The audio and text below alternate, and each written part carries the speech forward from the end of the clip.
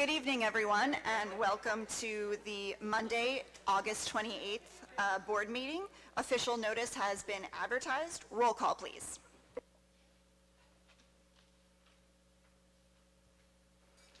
Can't believe I'm out of practice. Mr. Chu? Here. Mr. Craig? Here. Ms. Henry? Here. Mrs. Maya? Here. Mrs. Mikulski? Here. Mrs. Savarino? Here. Mrs. Seltzer? Here. Mrs. Sheridan Celia? Here. Mr. Stotts? Here. Mr. Dilkus? Here. Mrs. Caden? Here. Please stand for the Pledge of Allegiance. I pledge allegiance to the flag of the United States of America and to the republic for which it stands, one nation, under God, indivisible, with liberty and justice for all. Before we move on to presentations, I wanted to ask all of us to take a moment of silence for the 3 victims of the hate crime shooting in Jacksonville, Florida this weekend. Race-based hate crimes that happen anywhere affect us all, so I think it is important to recognize it.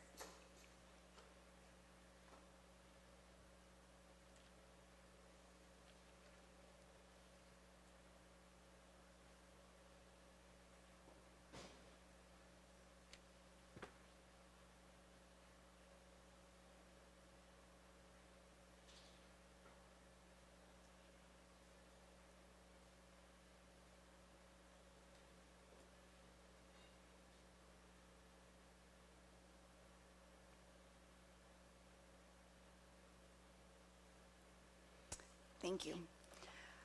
Now, we do not have any executive session at this time, so we are going to move into our presentations for this evening. We have 3. The first up is a curriculum presentation. No? Sorry. Switch up of order. The first up is the state assessment presentation given by Mr. Yamamoto.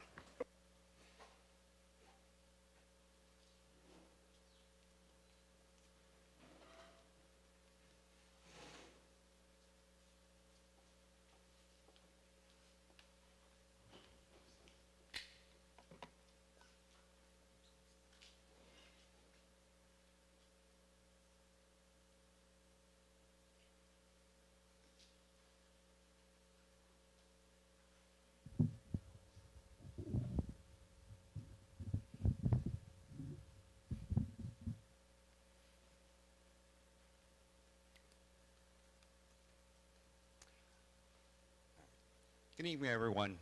Tonight is the district test report. This goes over the results from the NJGPA, the DLM, and the access test. We are still waiting for the NJSLA information, and that'll come probably in October, probably. Okay.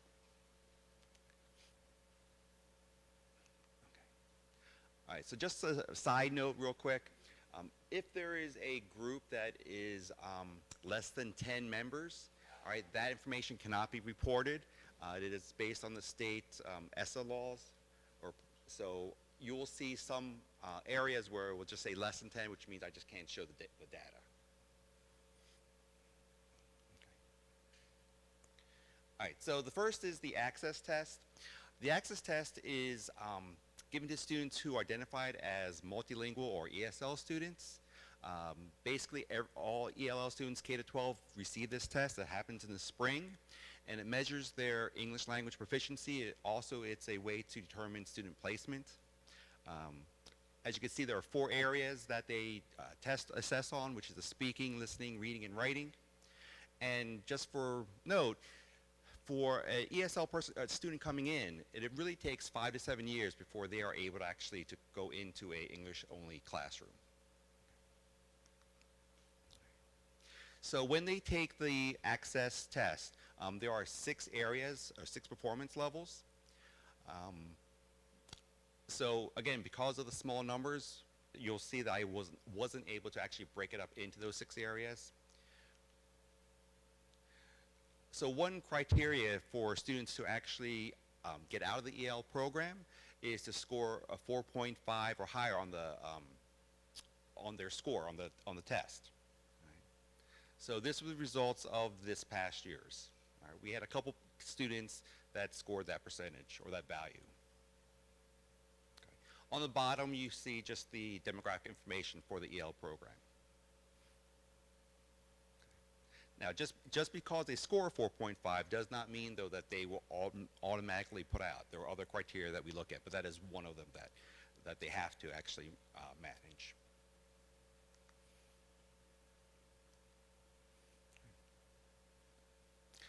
So this just a quick comparison between 2 years ago and last year. All right. Where 2 years ago we had 6 students reach a 4.5, and like I said, this past year we had 2. But this also depends on how many students are actually new to the program. As you can see, the note on the bottom, last year we had actually a greater percentage of students who just started the program. All right, so because it is a very transitory program where kids come in and out.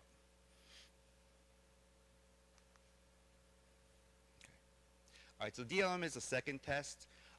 This is for students, specific special education students that have the most significant disabilities.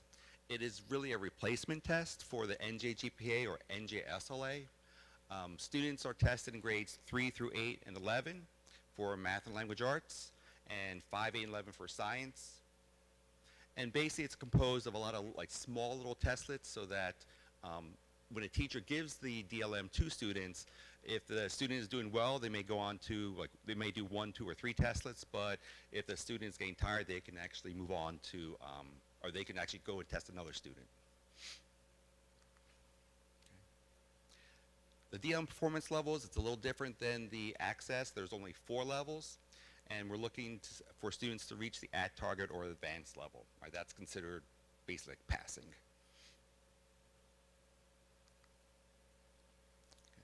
So here are the results from last year, or yeah, from the past year. The ELA, we had 44% that were either at target or advanced. And in math, we had 18%.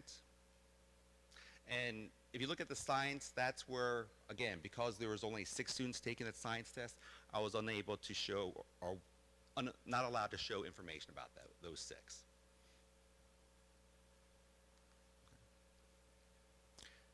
Here's a comparison between the DLM from last year to this year for math and language arts. We do see a slight increase, percentage-wise, in the language arts, although it is the same number of kids that are at target or advanced. And math pretty much stayed the same. We did switch a little bit on the emerging and approaching in math. That shows like kids improving a little bit. All right. And finally, the NJGPA is the graduation proficiency assessment. All right, this is a test that juniors need to pass to be able to meet their graduation requirements. The NJGPA basically tells or gives us information that the student is graduation ready. The content on the test is for grade 10 language arts, and for math, you'll be seeing questions that deal with Algebra 1 or geometry.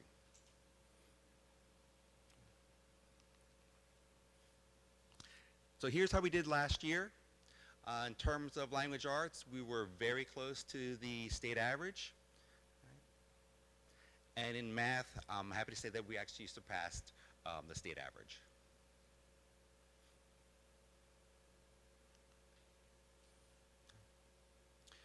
Here's a comparison between last year and this year. Just to point out, it does look like we really did well, but if you look at the bottom, the percentages were, I would say that the test was probably harder 2 years ago than last year. Still though, where last year, like in math, we were below state average, this year, this past year, we were above state average. So I would say congratulations or well done to our teachers there. And even in language arts, we actually closed the gap. All right, so we did well.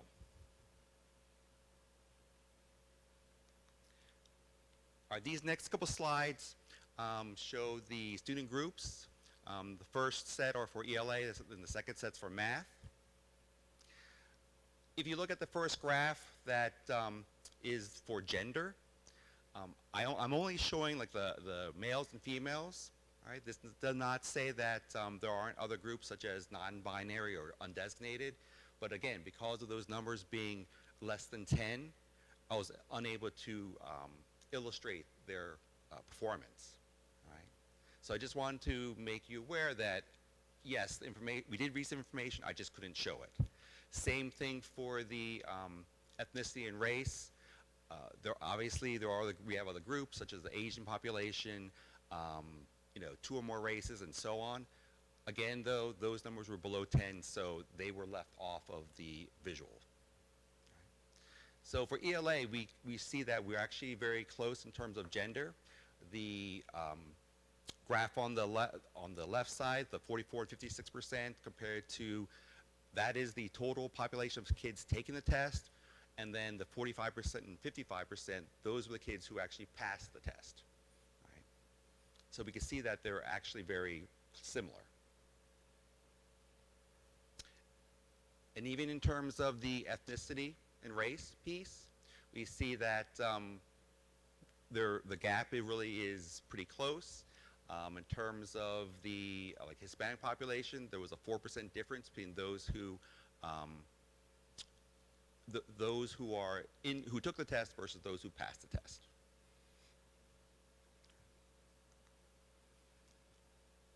These 2 graphs show the ELA performance for economically disadvantaged and then for students who have IEP or 504. Again, I feel those percentages are pretty close to each other in terms of, again, kids who took the test and kids who passed the test.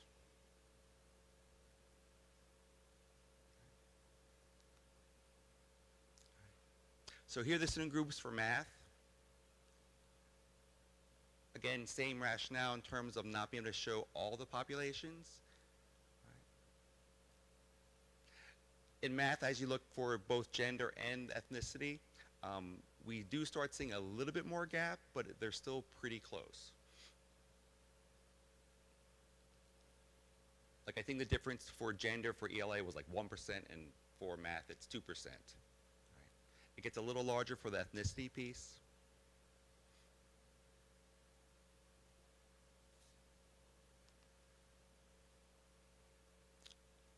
And here's the data for the, again, economic disadvantage and students with IEPs or a 504.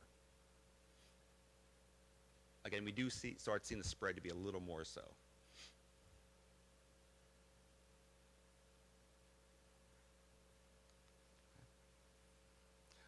All right, so the summary findings is just a slide that basically, if you like to go to the end of the book and read the ending, that's what this is. It's everything that we just talked about right now. So if you just want a quick summary, like it says, this is the page that you go to. This presentation will be on the on our website, so for the public to, or anyone to view.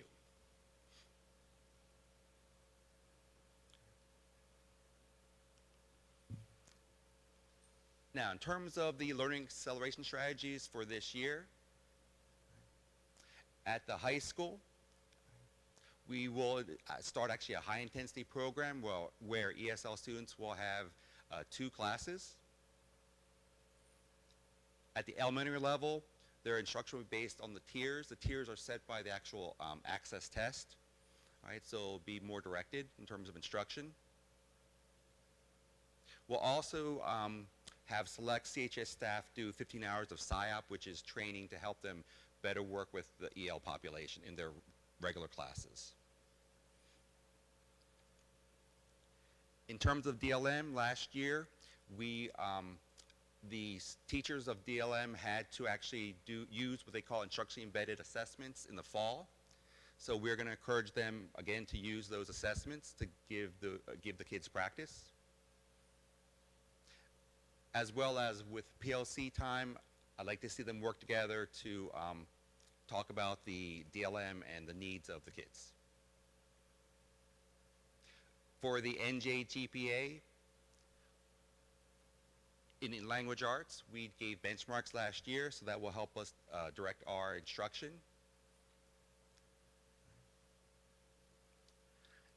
In math, we're actually starting a new math program at the secondary level called Into Math. And this program actually has a benchmark, and we're going to give that in September. So that should give us also data that we can use to help better guide what we need, what our kids need. And again, all this information will be discussed during the PLC groups. Like I said, since this is going to go on the website, here are just a couple sites that if somebody was interested in a little more information about the different areas. And that's it. Somebody have any questions? Thank you very much. I have a question about the access testing data. I didn't see anything that showed the breakdown of students across the grades. So, for example, are there more kindergarten students who are designated English language learners and fewer high school students? And is that why so many of them are emergent? Just a little bit more information would be helpful there. The reason why I couldn't do that was because some of the groups were less than 10, and I couldn't then it would be difficult to show then what information or that information that you're looking for. We did have I will say that let's see, the elementary was a larger population, was a large population. I think the middle school only had a handful last year, but I can give you more detailed information or send it to you. That would be great. Thank you. Question on the access test as well. I guess it's hard to understand what that, because the number itself seems kind of dire, but we don't know where the kids came in at, do we? Right. So depending on where the students actually start, that 4.5, like one of the slides said, was that they came in like really from not speaking English at all. It's going to take them 5 to 7 years to actually get to that proficiency level. Right. So really, depending on where they start, does affect in terms of getting out of having that 4.5 cutoff. Do we have any data on that? Like, you know, by year 5, we have 50% of the kids are proficient, for example, just to see how we're doing generally. Let me see. I looked at the past 2 years. I'll try to go back 5 years to see what it is. I will say though that even out of the numbers that we had, a lot of scores. Let me see. For instance, I think there were like 44 students altogether, but I could only get scores on 30 of them because from 2 years ago to last year, they left or they didn't take the test. But I couldn't get 2 years worth of even data. They weren't here. Windsor, is it possible, instead of comparing us to the state average, is it possible to compare us with the surrounding districts we have here in Camden County? I looked for NJGPA information, and maybe I couldn't find it at the time I was looking for in terms of information from other districts. So that's why I use the state average. I know when we get the NJSLA, a lot of times they produce that one, because I remember giving the cohort area basically last year, but I did check for the NJGPA and I couldn't find it. I just wanted to make more of a comment than ask a question. It just seems to me that looking at a lot of the NCHE GPA data really underscores, or I'm grateful that we are investing in some of the professional development and DEI work, because there are everything that we've kind of suspected in terms of disparities among the ethnicity disparities is pretty clear there, and so I'm glad that we're investing in looking into ways that we can address those more closely, because we want to make sure that those numbers are higher for all of our students moving in, because that's how they're graduating. So that's indicating graduation rates. So thanks.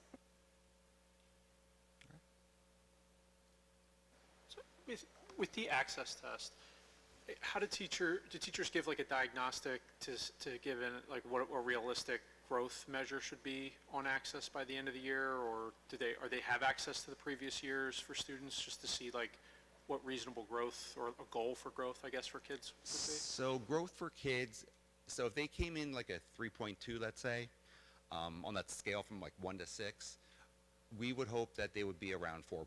Yeah, so basically a point is like a year's worth of growth. For the NJGPA,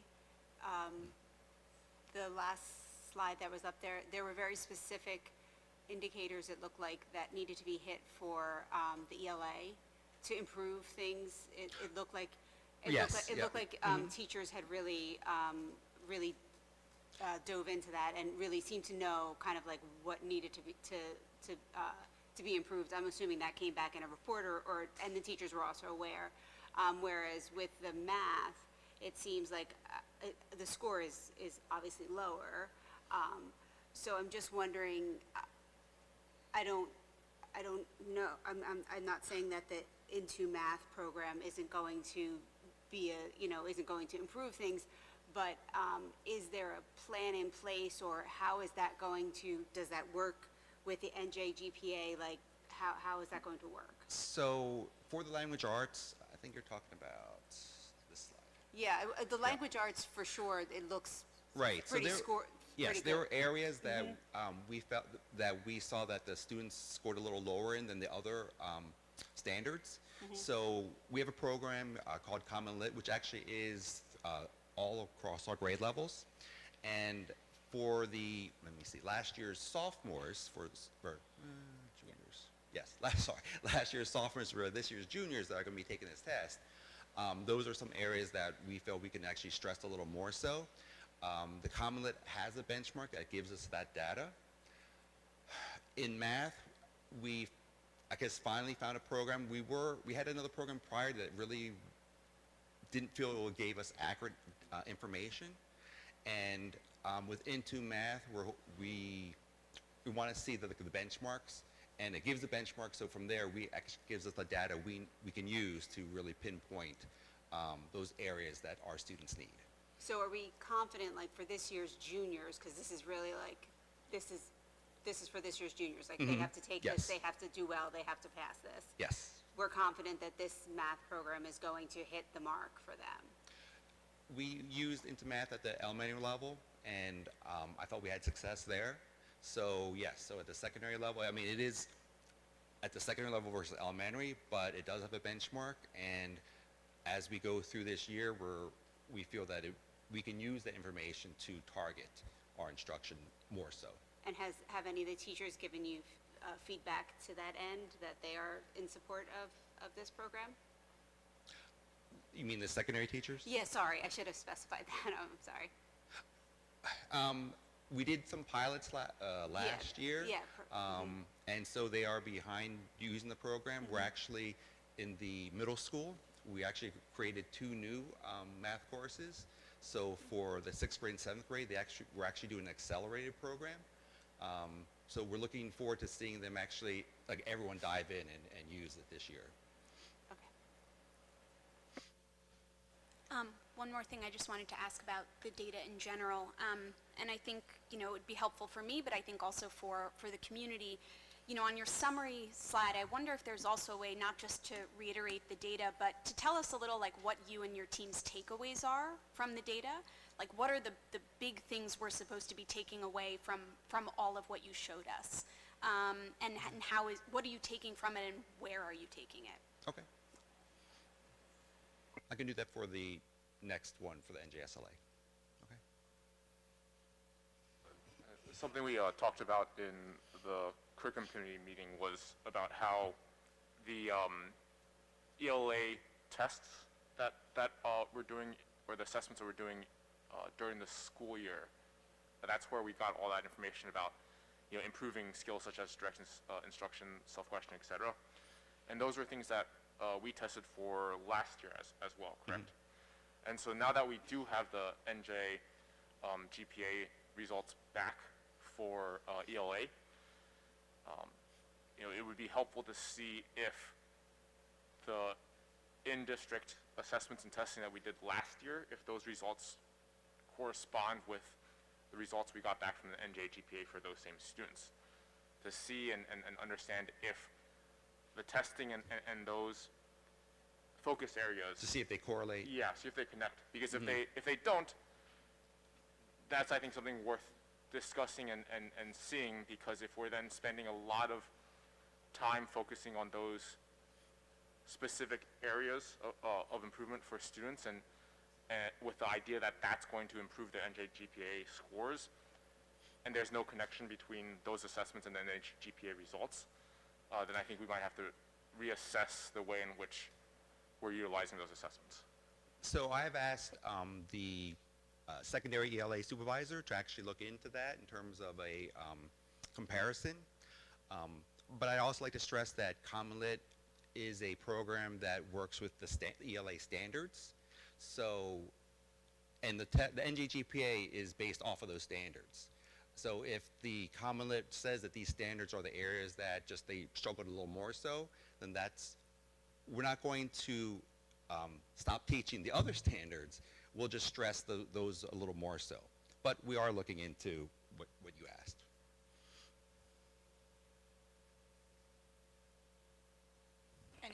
Any other questions from board members? Thank you very much. Our next presentation is, I'm going to let Jen tell us which order she's going in. There's the curriculum presentation and then the learning acceleration presentation.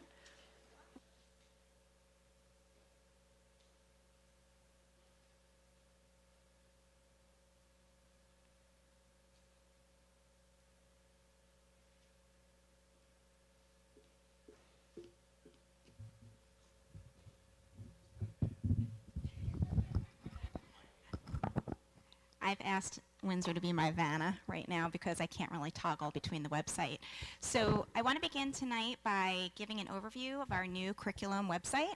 This has been a goal of our team for the better part of this year. We've met several times to really try and capture all that curriculum instruction our district encompasses, and we have come to this final iteration. So I'm going to highlight some of the areas for you, and the first is just a broad overview of what we do in our district in terms of curriculum instruction. The first is just a reminder of the Connected Action Roadmap CAR framework that we use. CAR is more than just an actual curriculum development form and format, but it encompasses the aspects of professional learning communities and using data and assessment to drive our instruction. So for more information about Connected Action Roadmap, you can go to the link there and it will highlight that information for you. Additionally, you can go to this landing page to go directly to New Jersey Student Learning Standards and also to learn more about John Hattie's Visible Learning, which is an approach we have been talking about and discussing in our district for several years now. It allows us to understand from a perspective of teaching and learning the highest leveraged strategies we can use to ensure success for all of our students. And then finally, just a note that we have partially transitioned to a new curriculum platform, which I'm going to be highlighting in a bit.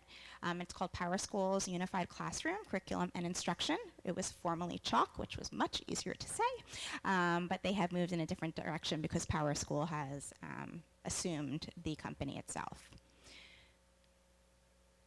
So the first thing I'm going to talk about tonight is actually our comprehensive health curriculum. So Windsor's going to scroll down a little bit. And I've chosen to begin here tonight because this was a year-long endeavor to develop the health curriculum under the comprehensive health and physical education standards in order to ensure that we are implementing what is expected on the part of the New Jersey Department of Education. I want to note a few things. Our comprehensive health and PE standards in New Jersey are actually grade level banded. They go K2, 3, 5, so on and so forth. Because health and PE is so intricate now, we have, and we did, make the intentional decision to break apart each grade level separately in health and PE. So I'm not going to touch too much on PE tonight. I'm going to show you where you can find that, but I'm going to primarily focus on health curriculum because this is an area that I think we all know can create a little bit of controversy, and it's an area that families want to know more about very specifically. So on this page, what you will find is a specific letter for each grade level or band, which highlights the specific areas that are being taught in that grade for the health topics in general. So if we just click on, for example, first grade. Thanks, Windsor. I should have opened that for you.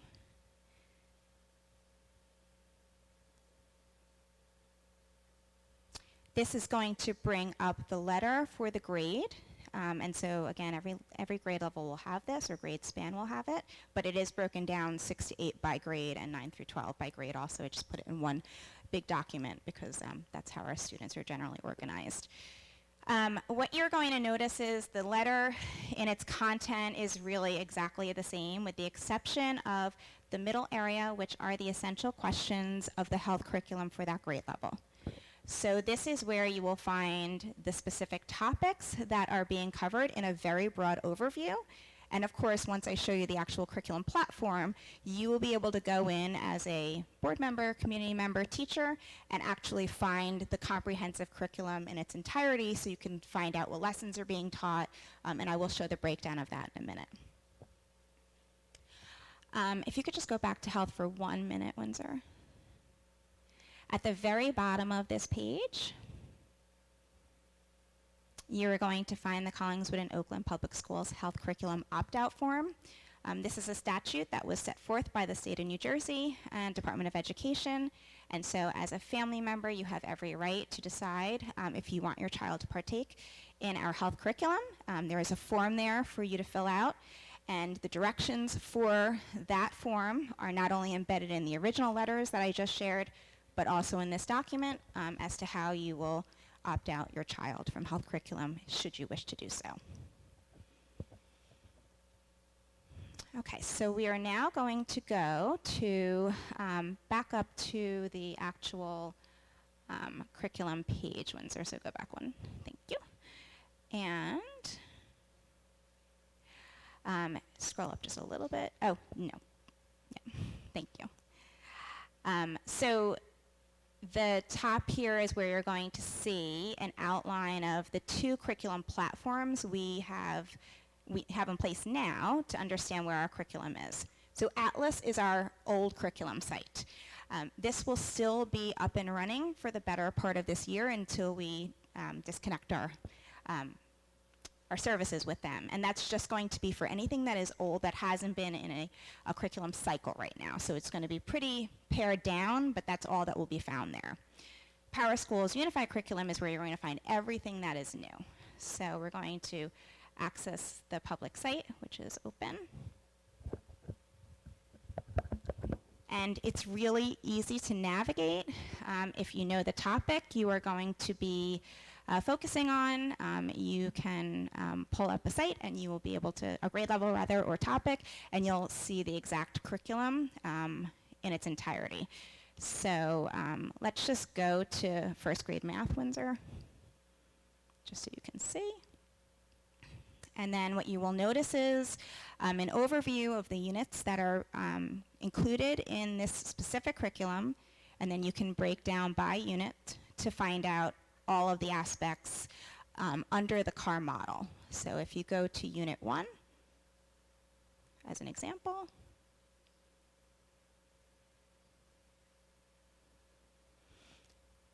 you will see a breakdown of all of the information that we include in our comprehensive curriculum in terms of instruction and development for our teachers to use.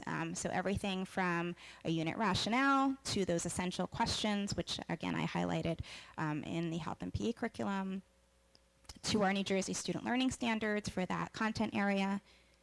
And then further down you'll see the instructional learning plan that is used. And I just want to highlight here that in terms of our curriculum development, it includes student learning intentions, student learning strategies, and success criteria, among other things, but those are particular to the visible learning language that we have been working with and studying for several years now. And that's all I need, Windsor. It's very long. And then finally, I would like to highlight something that has been a very exciting project. So if you can go back to the website for 1 more minute, Windsor, and just scroll down 1 tab to the left. Yep. and then just go down to the bottom.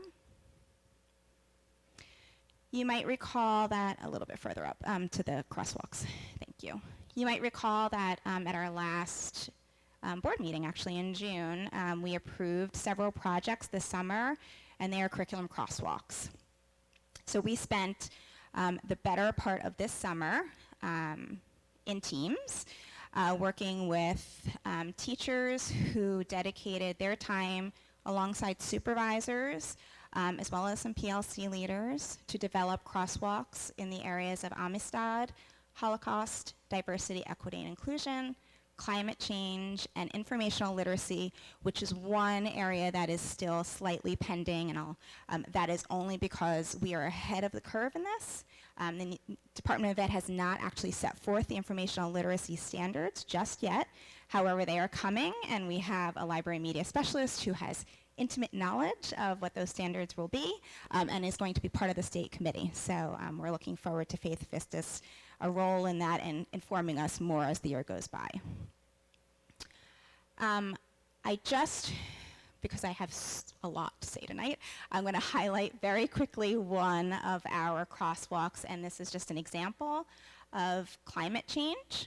And so this is, we did a lot of collaboration, kind of landing where we felt this was going to be most useful in terms of crosswalk across the district. So I want to acknowledge that the goal of the crosswalks is to address these concepts across every individual grade in every individual classroom. So this is not just meant for the classroom teacher or the social studies teacher. It is meant to be used by anyone who works with our students. And in doing so, our PLCs will have ongoing conversations this year as to best how to implement this across all of our grades and all of our content areas. And I think that will do wonders for the amount of work that we have already been doing in many ways in our district, but it will really highlight for everyone to understand the intentionality. And there was a tremendous amount of work put into these projects. Teachers, again, I cannot thank everyone enough, supervisors and PLC leaders alike, for helping to develop these really critical curriculum crosswalks that are going to be extremely helpful for our teachers as we move forward with these important topics. So it mirrors a lot of what a curriculum template and CAR looks like, with some additional specific resources that we really wanted to highlight. And everything is here so every family member who wants to know what their kids are learning under these topics will know exactly what they are. And that is all I have regarding the curriculum site, which was already a mouthful. I'm going to move to a presentation on learning acceleration, but before I do, does anyone have any specific questions on this aspect of the presentation, and before I move on? I don't have a question. I just wanted to say that I know a lot of families have been looking for a one-stop shop to find curriculum information. I think this is fabulous, and the crosswalk information is even will help even more, and that's a tremendous amount of work that went into that. And thank you to everyone that contributed, because that's incredible for everyone involved, for the students, for the teachers, for families, for everyone. So thank you. I was going to say that, yeah, this is awesome, and ask whether or not it's possible to actually get those crosswalks not just split out per grade and subject, but across all grades. So you can click on maybe a link and see the crosswalk for, say, Amistad across the entire span of pre-K through 12. I see what you mean. Almost like the health, broken down by by top, and having grade level correspondence for that. Okay, we can definitely talk about that. Thank you. I would like to thank Melissa D'Ambrosio for all of her help in creating this website. It was a monumental task to get it to be what we have it as today. So I know she's not here tonight, but I do want to send an extra special thank you to her, and to Faith Fistus and a few other core team members, Jen Floyd, Christy Graham, for helping me to understand the vision of what this would look like and be meaningful for our teachers and our students. So thanks to all of them. Okay. Sorry, Yes. just, again, this is incredibly impressive. Curating this and keeping this up to date, what does that process look like? What is it, like, is that something you think like every summer we're doing that, or how's that going to be feasible for teachers and everybody so that we don't look back at this in 5 years and go, we haven't changed it? Yes, that's a great question. So that would be wonderful. So I'm just going to look at Beth Ann and Dr. McDowell and say, guess what that means? We're going to ask for money. But the truth of the matter is, this is such important work, and it really does need to be fluid. And so I really hope that as the Department of Ed updates some of their sites, because some of them are definitely better than others in terms of resources, our team, I mean, just amazing, the resources that they were able to find and use. But there will be additional changes, especially in the area of climate change, which we know is a topic right now, and everything else, diversity, equity, inclusion. As you know, there's so much information coming forth from the DOE, so this does need to be fluid.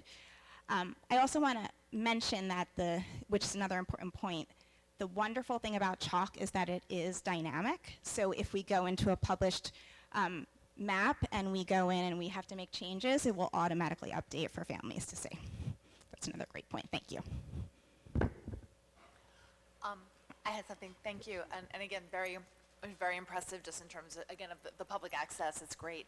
Can you just delve a little bit into, so considering that with the element of the crosswalk and how everything's going to span all disciplines, all classrooms, what kind of training are the teachers going to be having this year to make sure that, for example, a social studies teacher is going to be able to implement climate change lessons into their curriculum, something like that? Sure, that really is the most important aspect of our professional learning communities. And as you know, we have them preschool through grade 12 this year, across the board with very devoted time. Our supervisors work with PLC leaders to help set the agendas and provide, kind of a guiding light to what the meetings could be in terms of productivity and making sure that that time is well spent. I certainly know that we will lean on people like our library media specialists and supervisors to help guide that along with the PLC leaders. So this is one of the things that is really important about the crosswalks in general is that there are aspects of this that are instructional resources for teachers as well as websites and things that are for kids to use. And that's all here, so that this is really meant to be a work in progress in terms of growing and learning and professionally understanding the importance of these topics and the resources that are out there. So the more time that our teachers have to collaborate around these topics and to really work through them, the better off they're going to be in terms of really implementing this in a, like I mentioned earlier, very intentional way. Okay. All right, so Windsor can leave the Vanna roll. So this presentation is a vision that came to fruition this year with our learning acceleration specialists and MTSS coaches at the elementary level. Many of them are here this evening, so thank you to all of you for being here to support this topic. Why did we put this presentation together? Well, we have a lot of new things in place that occurred over the last 2 years. And at some point in time, it was really important to highlight what our instructional model looks like at the elementary level. And so that's really the goal of this. So we always come back to the mission and vision of the district. And so that is here for us to remind ourselves of what we are trying to accomplish here every single day. And I want to highlight that we are focused on MTSS, which is a model that intentionally understands Tier 1, Tier 2, and Tier 3 instruction in our district. So I'm going to really highlight those in a very deep way in a minute, so this is just an overview of what that looks like. So MTSS stands for Multi-Tiered Systems of Supports. It's an organizational framework, and again, it's really targets the interventions across the 3 levels of support, also known as the 3 tiers. There's a lot of information on this slide. I want to highlight the MTSS is available, so to speak, but it is for all students, and I'm going to help to really frame that in a minute. I want to talk a little bit about the history in our district. So long before I was here, and many of us were here, for over 20 years, I was reminded during our presentation development that we have prioritized having learning acceleration specialists, formerly interventionists, collaborate to meet the needs of our students. And our district has provided instructional coach support and strengthened teacher instruction for the last 10 years. We expanded in 22-23 to add the role of MTSS instructional coach, and because of this team and the roles they serve, we were able to strengthen the tiered systems of support. Obviously, this creates more equitable opportunities for all students by meeting their individual needs. So this is just a model to show what we have in a framework for MTSS. Classroom teachers, learning acceleration specialists, and MTSS instructional coaches. So the classroom teacher is the, so to speak, first line of defense. They provide daily whole class instruction to our students in every single subject area. They are extremely talented. They provide solid Tier 1 instruction, and they do so with models like differentiated instruction, small groups. They make sure that classroom management systems are in place to ensure academic engagement and so that those small groups can actually run effectively, and they progress monitor in all areas, not just academic, but emotional behavior as well. A learning acceleration specialist works alongside the classroom teacher. They help to develop the targeted small group instruction, particular to math and literacy at this point in time. They assist with the coordination of collaborative intervention plans where it's needed, and they ensure monitoring and documenting, and they also monitor student progress with formative assessments to collaborate with classroom teachers and coaches. So what does an MTSS instructional coach do? This is probably the biggest question because it's very new. And we had an extremely successful first year with our 6 instructional coaches now, with Christy Graham kind of leading that. She was our only instructional coach at elementary for the last 10 years, which was a huge task for 5 elementary schools. And so having these coaches in place has really been a support not only to her, but just it's been able to allow us to really meet the needs of so many more teachers than ever before. So you can see that a coach does everything to supporting the teacher, helping to develop plans, teaching students, and working with INRS meetings in terms of individualized learning acceleration as well. This highlights Tier 1. I just want to make sure that everyone understands that this is the part that really focuses largely on the classroom teacher. It meets the needs of about 80% of general education students, and that's an important thing to really understand. We have our learning acceleration specialists and our instructional coaches working alongside them and through all of the methods that we have highlighted on this slide. Tier 2 instruction is targeted. It's skill-based intervention. It includes progress monitoring for students who are unsuccessful with Tier 1. This is a fluid tier, so a student might get what they need for a specific amount of time and then kind of go back into the flow of Tier 1. It does meet the needs of about 15% of our gen ed students, and that includes intervention and giftedness. So this is a tier that attacks that, and that is why this is kind of a fluid process. And then finally is Tier 3. And in Tier 3 instruction, this is individualized, it's explicit skill-based intervention for students whose needs are not being met through Tier 1 and Tier 2. It's intensive, it's support through data-driven instruction. It targets about 5% of the general education students, so I want to make sure that we understand that this is still gen ed, but could potentially lead to a student's IEP, or with success, it could bring students to another tier, back to Tier 2, and hopefully eventually to Tier 1. This is a very small, I want to highlight the how part here. There is ongoing progress monitoring. That data is frequently visited, not only from teams within the building, but also through INRS meetings. And there's a small student ratio, which is often 1-to-1, in order to get to this tier and really meet a student's needs. This just really highlights the aspects of what drives decisions to move students through the tiers. So our benchmark assessments, our reading records, our growth measures, progress monitoring with interventions, unit assessments, formative assessments. It's no wonder our teachers look a little frazzled by the end of the school day. There is a lot that goes on throughout the course of the day, but I will say this, every single aspect of this is really critical and important to ensure that our students' success is being met, and then also that we are meeting their needs every single day in a way, in a method that is responsive to their needs. And I just wanted to return back to my earlier presentation where we talked about CAR and why the MTSS process ties to CAR and visible learning.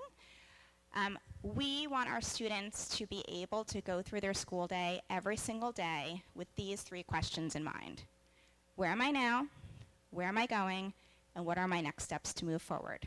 So in order for a student to become their own visible learner, they should be able to work through every single content area every single day with an understanding of their learning goals and learning targets.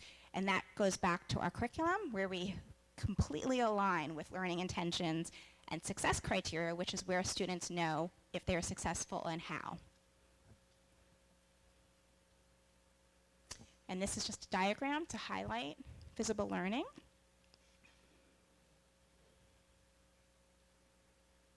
One of the most important things for students too is they select tools to guide their learning, so the more resources that are provided during the instructional process, the more flexibility students have to know how to guide their needs as they're working throughout the school day. And then finally, this is a topic that we always revisit in education. I've always loved this slide, equality versus equity, understanding what that means. This really gets to the heart of it. Without the team of classroom teachers, learning acceleration specialists, and our MTSS instructional coaches, equitable learning just would not be accessible in the way it is right now.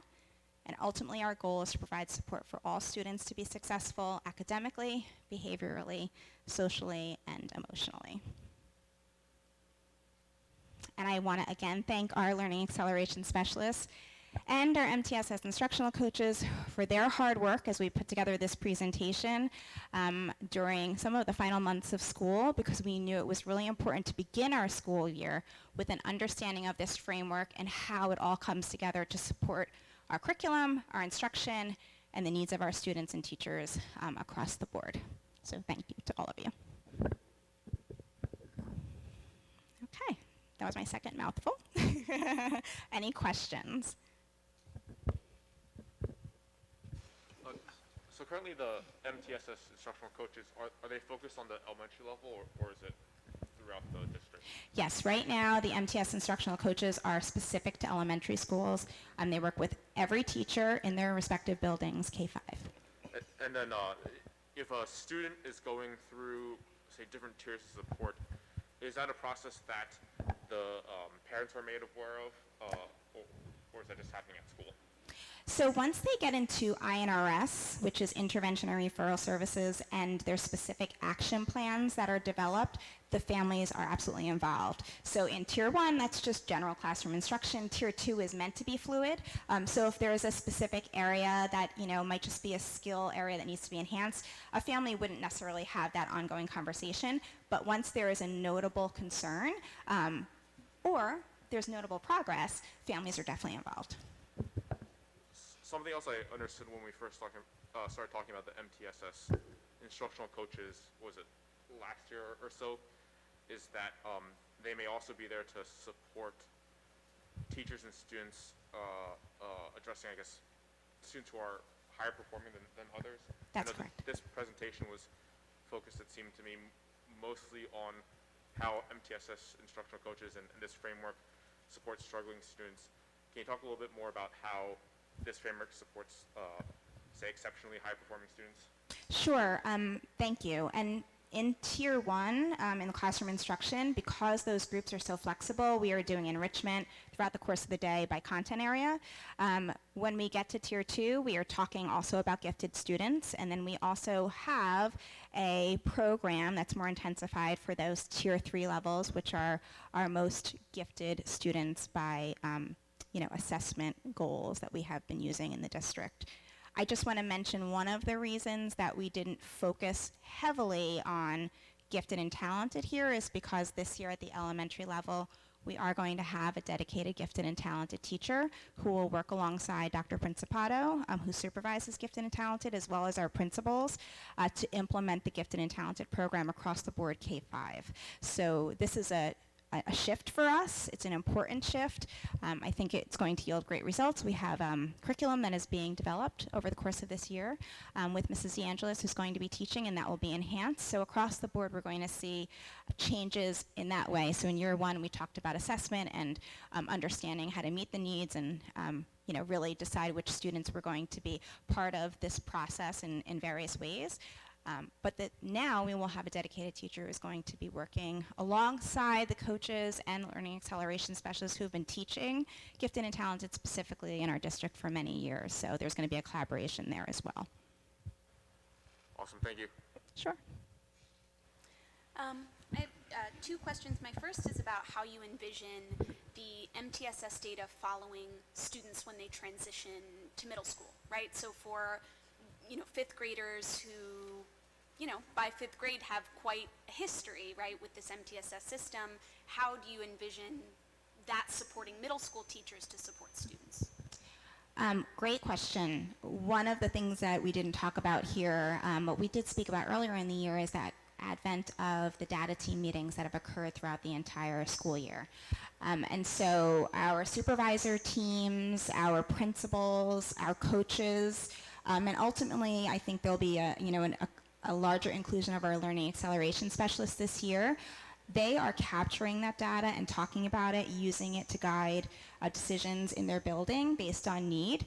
And that information will be communicated to the middle school, and we do host those meetings in middle and high school as well, even though we don't have the same team yet in place. But hopefully through time, those instructional models will continue, but we do have that information to share, and we were meeting with those teams. Thank you. And then the second thing I was thinking is, thinking about both of your presentations, right, about curriculum and then instruction, and just maybe you can articulate how you're seeing those 2 things talk to one another, right? So if you're focusing on engaging culturally responsive curriculum, hopefully it would shape how well students are doing, right, with their learning and their instruction. So will we be able to see any kind of data that will show us how those 2 things are talking to one another? I guess there are 2 parts to that. There are the standards, and then there are the individual student needs. So we have to look at that through 2 different lenses. The standards, we are continually monitoring through all of the resources we now have in place that give us that information. So everything from the assessments we are using within district, such as Into Math, which we started in elementary last year and will continue through middle and high school. Common Lit, which we do use for the bulk of our elementary, middle, and high school years. Those standards will help to shape our curriculum. And with the new system, we'll be able to do, it's very involved, mapping, understanding where our standards are, how often we're hitting them, and then we can look at the data alongside that for the standards, and if we notice that there's an area of particular growth, we know that we need to enhance that in our curriculum, and that all ties into those PLC discussions. Then there's the individual student data, which we are also getting now, both in Common Lit, several ways in reading instruction, as well as in Into Math through a very individualized approach. And that individual data will lead the instruction that occurs in the small groups in the classroom that are meant to be fluid and flexible. I hope that answers your question. Okay, sure. Can I just piggyback real quick off of Sure. Kate's first question? So with the Tier 2 and the Tier 3, since there is so much tracking of data, this probably isn't even a question for you. So, but for someone, as we're thinking ahead, I'm just wondering if there's so much data and thinking about those kids moving from 5th grade to middle school and then from, on the cusp to high school, like taking that data with them. It just makes sense, I think, to think about like, the things that have been trialed and did work, didn't work. It just might be something to think about. That is one of the most important aspects of some of the platforms we have currently subscribed to. So particular to Common Lit, particular to Into Math, there's certainly growth in other areas. Hopefully science will come down the pike. There's not really great resources for that in the external market right now, but because we have Common Lit and we start having that information in 3rd grade, we can see that data follow the student for all the years, and so on and so forth with Into Math. Yeah, I guess I was talking more about like the more like the one-on-one stuff that teachers are doing with the students and the one-on-one tracking, because there's, what a teacher does with a student is so rich that it just would make sense for that to go with the student. And I think because those platforms will host the historical data for teachers, that can become part of their, again, PLC discussions around their data. It should be a part of it. If you have a student who is really excelling, one of the things you'd want to do is go back and understand, how are they performing? Was there growth? Were there particular areas that were needed, and how did that achieve? And then also for students who are struggling, is there historical data to speak to that? And then what are we doing to meet that student's needs so that we don't go from, say, 3rd grade to 12th grade without seeing progress?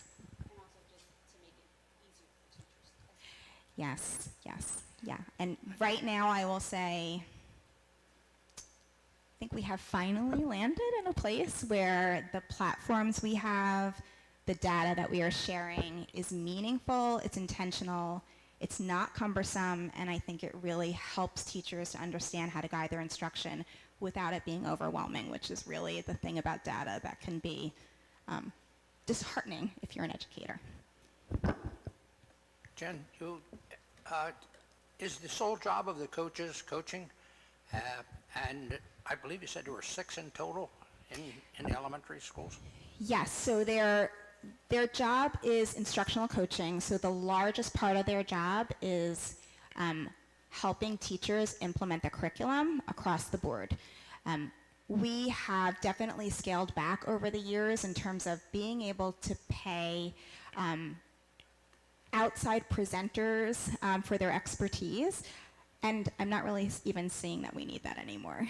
We did a lot in the very beginning of many of our content areas to really work with some experts in the field, but our experts are sitting in the audience. And so we have leaned on the instructional coaches to provide that support. They do also work with students, but their primary goal is to really strengthen that Tier 1 instruction and to work aside the classroom teachers, the learning acceleration specialists to develop plans and make sure that our Tier 1 instruction is as strong as it can be.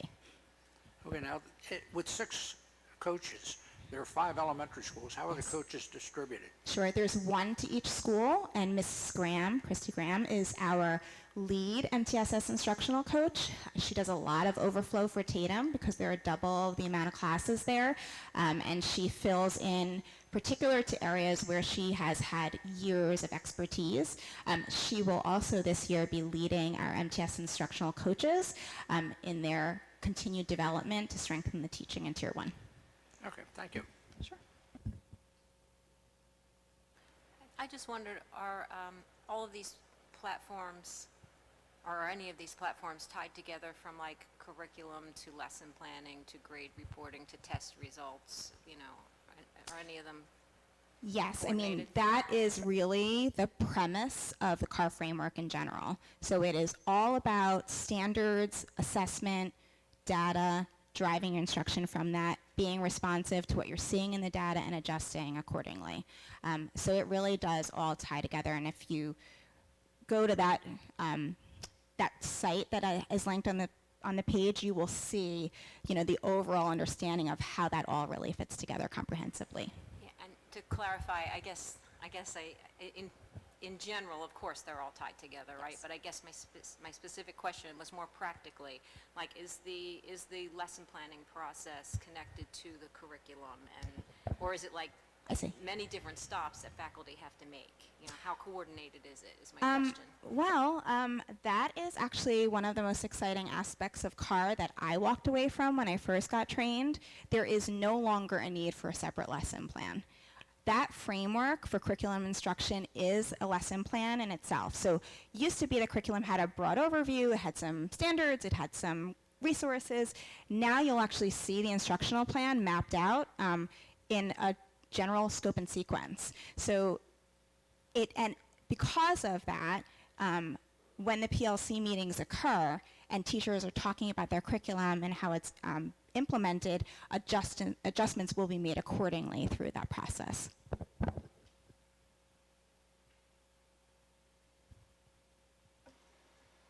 Any more questions? Great. Thank you. I think Take this, but you have to stay with me. Oh, gosh. Yeah, we're going to wait for the lights. So, as everyone's eyes are adjusting to the lights, we wanted to add one extra presentation to the list tonight. That is the reason I believe many of the people are sitting in the audience today. This was the last presentation that Jen McPartlin will be making for Collingswood School District. She is retiring, and I think everything that she just presented highlights just how much she will be missed with the amount of work and dedication that she puts into everything that she does. We are going to miss her tremendously, and she's leaving a very big hole in our Collingswood family. And we wanted to, on behalf of the board, give you a little token. A little birdie told me that you are a big fan of chocolate, as am I, so I got you some very good chocolates. But we hope very much that in this next part of your journey, you find wonderful things that you love and you have tons of time to read. So thank you.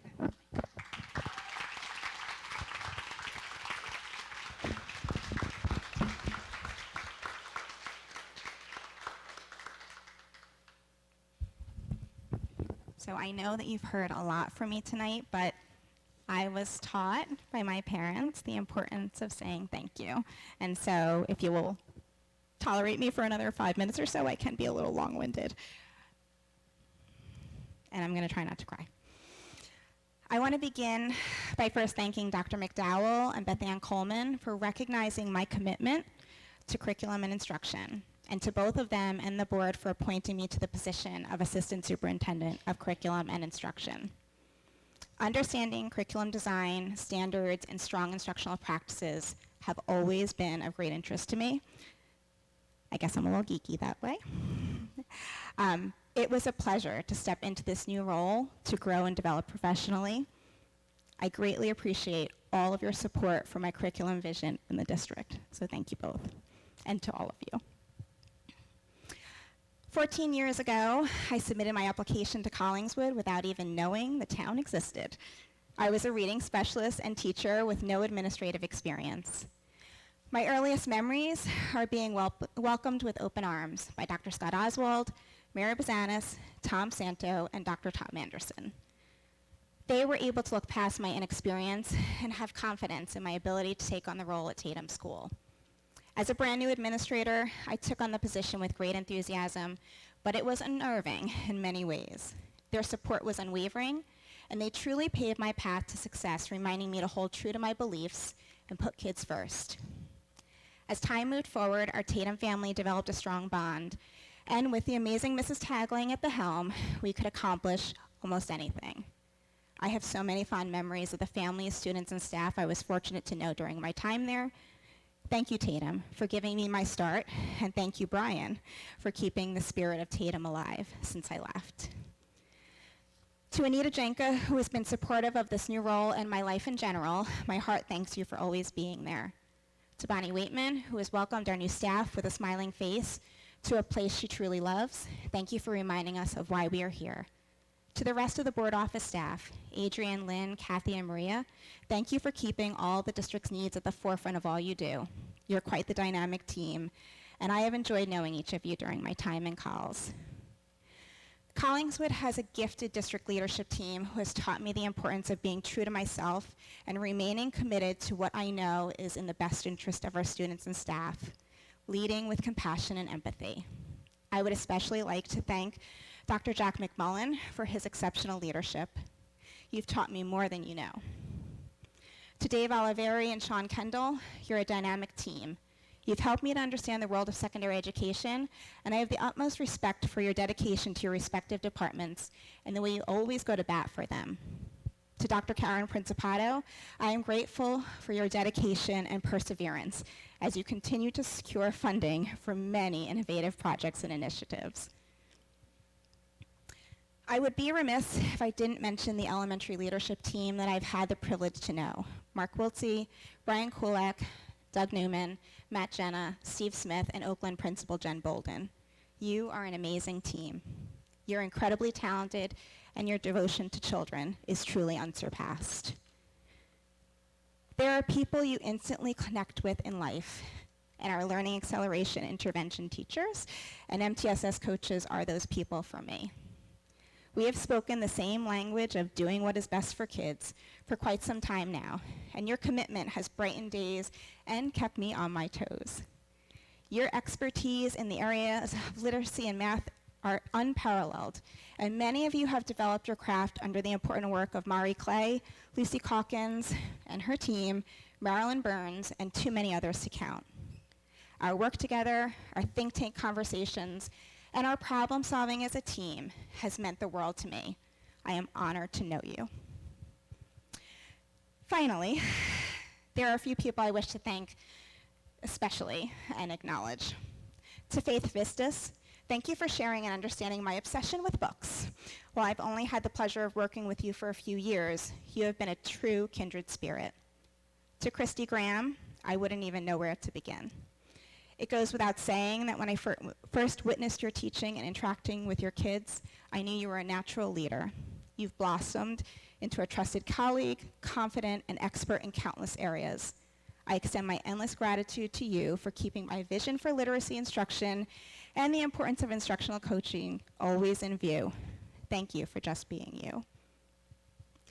While Al Hurd is is long gone from our district, I want to say how much I appreciate that he gave me my BL, Book Lady nickname. Al, wherever you are enjoying your retirement, that name has stuck, and I've managed to get quite a few books for our kids because of it. Maybe in my retirement, I'll finally get that license plate. I want to extend my deepest gratitude to the Buildings and Grounds team. They are so talented. Keith, you have filled big shoes with when Al left, but you and your team have really kept this place afloat despite floods and clogs and all sorts of rainy events, and really are just very dedicated and talented, so thank you. To Steve Smith, who has been my mentor in numerous ways since he assumed his position at Newbie. We always said you had big shoes to fill, but you did so in the most seamless way possible. Your vision for elementary school and the empathy you demonstrate daily is admirable beyond words. To Dan Whalen, we instantly bonded through our uncanny connection to Old Bridge of all places. Our paths have crossed many times, from working with you as an instructional coach for the high school, to countless conversations of many educational philosophies, to a shared respect for podcasts and books. I have the utmost respect for you, and I know the year ahead is going to be wonderful. To Windsor Yamamoto, there are numerous areas to thank you for. I'd like to first say that you've helped me to appreciate an area, data, that used to be very scary. You've kept us focused on its importance and the impact it has on our kids. More importantly, you've supported our goals with an open mind and collaborative spirit. Because of you, I am a better educator. To my dear friend Beth Whitehouse, there really are no words. You've been there for me in countless ways, and what I will always take to heart is your understanding of how important #BeKind is to the world. You bring joy to our district and my life in countless ways. And finally, to Jen Floyd, a true gift to the Collingswood community. From the moment I met you, I knew you were destined to do great things. Your love of learning, creative approaches, understanding of the importance of developing an environment where children feel welcomed and appreciated and your unending kindness is what I admire most about you.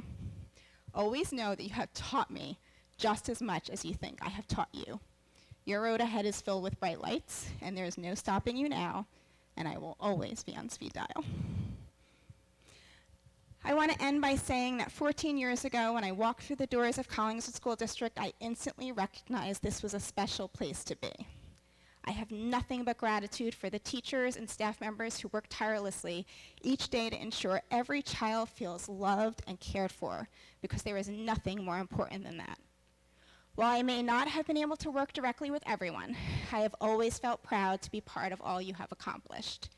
My wish for all of you is that you continue to believe in yourself, in the reasons you chose education as a career, in the love and respect each child deserves, the impact you make each day, and that through thick and thin, you will always have each other to lean on. There are no more apropos words for me today than those of A.A. Milne. How lucky am I to have something that makes saying goodbye so hard. Thank you, Collingswood. I will miss you immensely, but you will forever remain in my heart.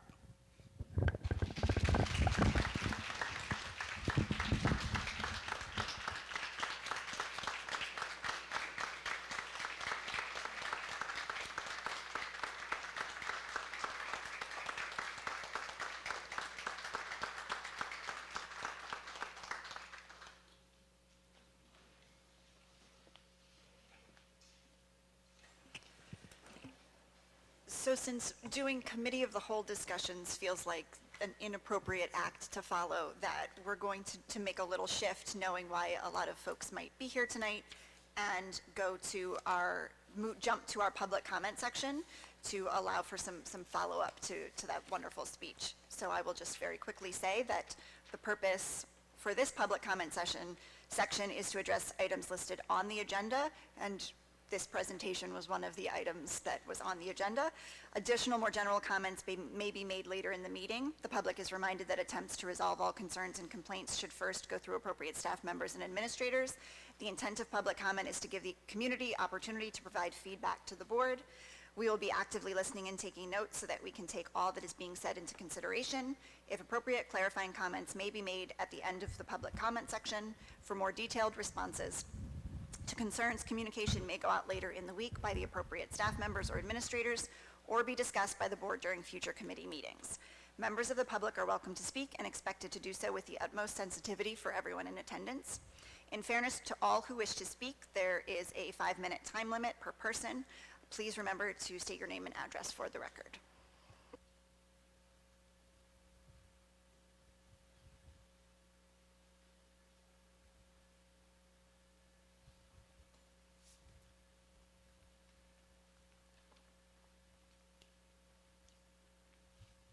Okay, if we turn this a little bit towards Jen.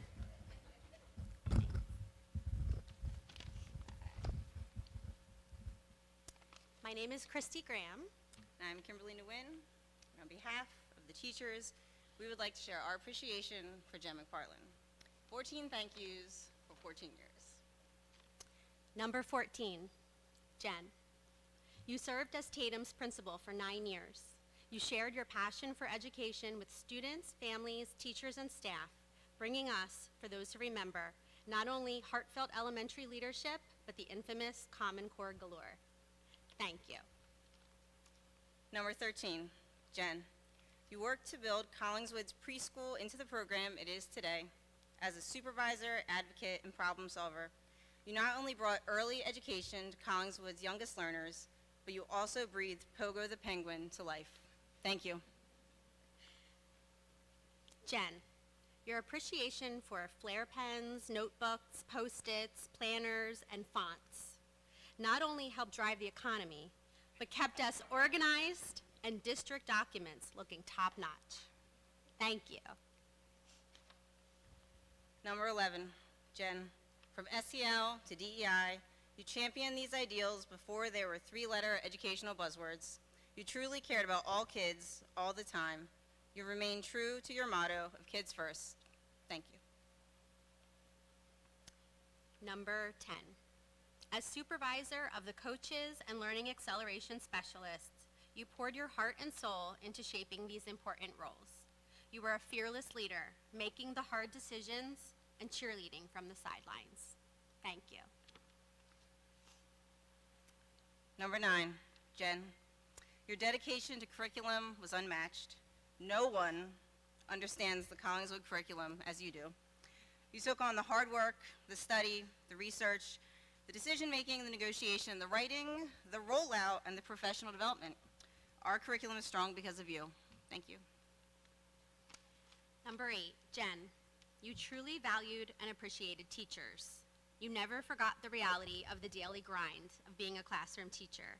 You recognized the impact that teachers make and honored it with your kindness and generosity. Thank you. Number 7, Jen, you sent a lot of emails. A lot of emails. Whether sharing information, schedules, calendars, good news or bad, you took the time to share the information in a professional and caring way. Thank you. Number 6, Jen. Truly a hostess extraordinaire. From baskets of candy on the table and Haddon culinary quiche, to salads and wraps from Wegmans and the nicest plastic forks money can buy, no one ever left a long meeting feeling hungry or underappreciated. Thank you. Number 5, Jen. Your passion for children's books, new authors, and bookstores ignited a spark in many of us that will always burn bright. You knew just the right read aloud to inspire teachers and students. Thank you. Number 4, Jen. If devotion to Collingswood could be measured in miles driven, you win. Your 1-hour commute never stopped you from showing up for work, special events, and the Collingswood community. Thank you. Number 3, Jen. You prioritize professional development and growth. You brought all of the big names to Collingswood, from Carl Anderson and Kathy Collins to Ginny Lockwood and Sammy Passo. And when you couldn't bring them to us, we went to them. Road trips to learn from Jen Saravallo and the Teachers College Saturday reunions to be with Lucy Calkins and crew. Thank you. Number 2, Jen. You brought balanced literacy to Collingswood. You understood the importance of putting real books in students' hands. You created a culture of joy around reading and writing. Thank you. Number 1, Jen. Thank you for 14 years of unwavering commitment to the staff, students, and families of Collingswood. Everyone who has had the privilege of knowing you is better for it. You will go down in history of Collingswood as one of the greats. You are forever Tatum Tiger, Preschool Penguin, and Collingswood Panther. Thank you.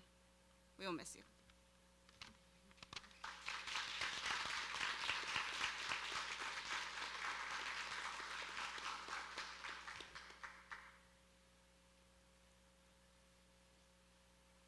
Good evening. Jack McMullen, Collingswood Middle School Principal, President of the Collingswood Supervisors and Principals Association. And on behalf of our association, I wanted to offer some words of acknowledgement and recognition for our Assistant Superintendent, Ms. Jen McPartlin. In the song, Seasons of Love, the lyrics state 525,600 minutes. This number is in response to the question, how do you measure a year in a life? 525,600 minutes. In the case of our dear Jen McPartlin, let's multiply that number by 14. So that will equal 14 years of dedicated service to the students, staff, and communities of Collingswood and Oak Lynn. So for Jen, your new lyrics sound like this: 7,358,400 minutes. How do you celebrate and honor the storied career, 14 years in the professional life of a dear and cherished friend? So it's time to now sing out, although it's not the end, to celebrate and honor these past 14 years in the professional life of our friend. Our district administrators were asked to share their thoughts about Ms. McPartland, and consistently, the comments provided spoke of her kindness, professionalism, dedication, helpfulness, positivity, friendship, instincts, compassion, dependability, insights, commitment, impact, passion for literacy, love for teaching and learning, and her quintessential leadership. One administrative colleague succinctly stated, Jen is the type of person who has never viewed the field of education as a career. It was always a journey of love. Love for teachers, love for all things literacy, and most importantly, love for students. I could not agree more. Jen, a tremendous void will be left with your retirement, and we'll miss you every day, but we'll be energized and inspired by your beautiful legacy. And we'll continue to honor you through our respective journeys of love for our teachers and for our students. We'll remember the love, and we'll measure the seasons of love. And that's the way we'll celebrate and honor you, our dear friend.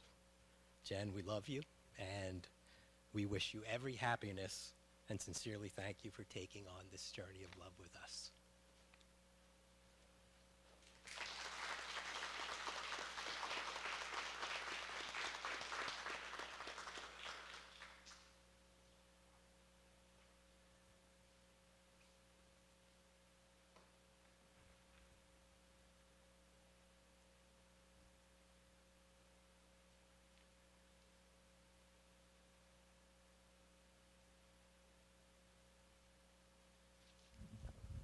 Good evening. My name is Jennifer Munch-Hayes, and I live at 108 East Madison Avenue in Collingswood. And first of all, congratulations. It's a wonderful honor to be here and to hear all the wonderful things about all you've done. So congratulations and best wishes. Good evening, school board, Dr. McDowell, and our Collingswood community. I am here to speak about item 15.05, which has to do with the district professional development plan and how it relates to the 2023-24 school calendar, and express some concerns.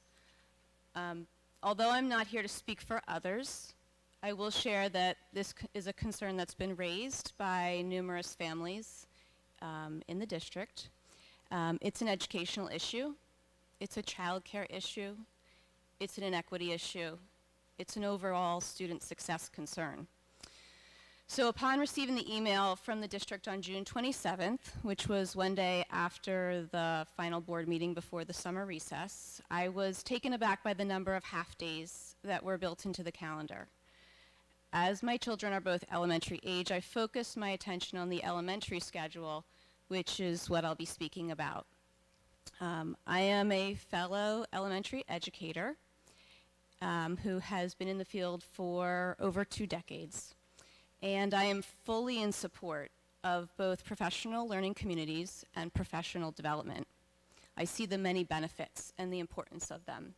I actually attend multiple PLC meetings throughout the month during the school year, during the 45 minutes prior to the start of the school day. However, these 2 items, in my opinion, should not take precedence over the students' access to their time at school. According to what I read posted by the New Jersey School Boards Association and under NJSA 18A7F-9, schools must be in session for at least 180 days to receive student aid.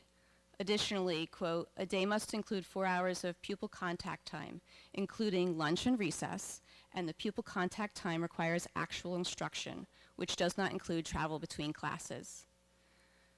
So looking at the calendar that was presented, our elementary children are in school for 151 full 6.5-hour days of school, and 30 half, which are 4-hour days. Those 30 half days, although each being 4 hours, meet the bare minimum requirement so long as the children are not switching classes, which we know is likely not the case. The 30 half days are eliminating 75 hours of possible academic and social opportunities for our children. Surrounding school districts do not have this many half-days. Cherry Hill, for example, has 9 half-days this school year.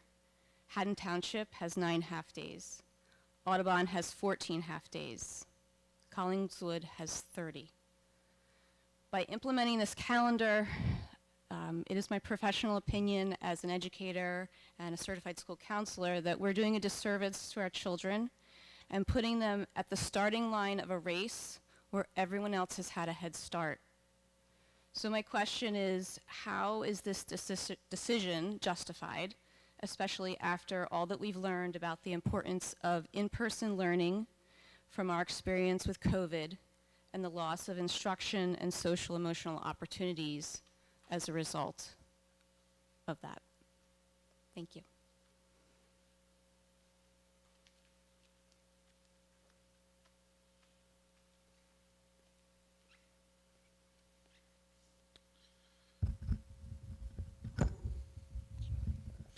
Wayne Rossi, 114 East Palmer Ave, Collingswood.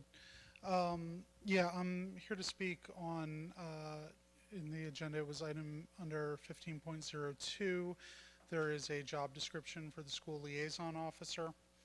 I'm here to ask that this be amended. I believe that it's very important that it be clear that the school liaison officer should not be carrying a weapon during normal interaction, particularly any interaction with students during the school day that would not be considered essentially anything like an emergency. I think that it's fairly well established statistically that having officers with weapons in a school does not make the school safer. It does not prevent school shootings. It does not prevent violence. If anything, it actually increases the amount of violence involved in such things.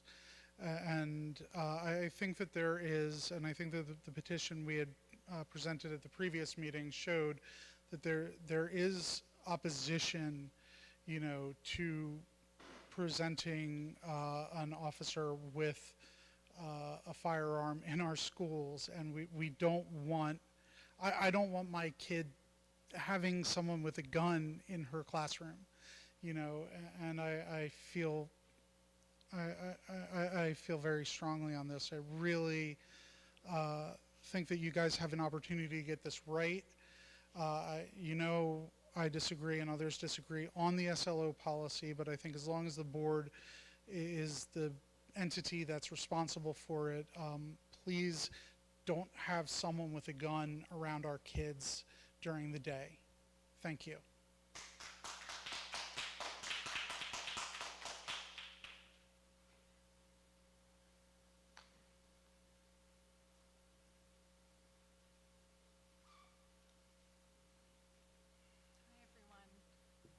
Rebecca Finkel, 916 Park Ave in Collingswood.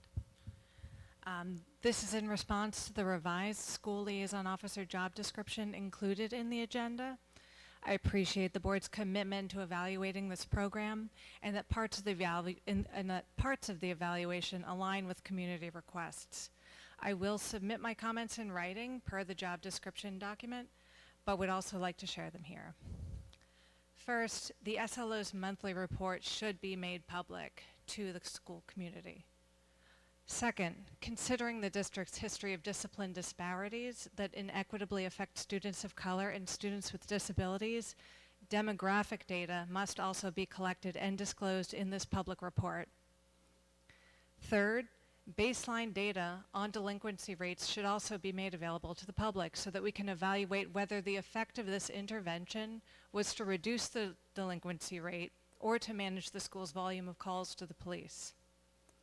And finally, the job description should make explicit the scenarios in which the officer will be visibly armed to, and here I quote the job description, provide a useful deterrent, and when the officer is to conceal their weapon, quote, where the officer may wish to interact informally with students, parents, or staff, unquote. I and others would like to better understand exactly when and where children as young as 11 will be shown a gun by school personnel and exactly what type of behavior the gun, as opposed to skilled interaction or mentorship, is supposed to deter. Thank you.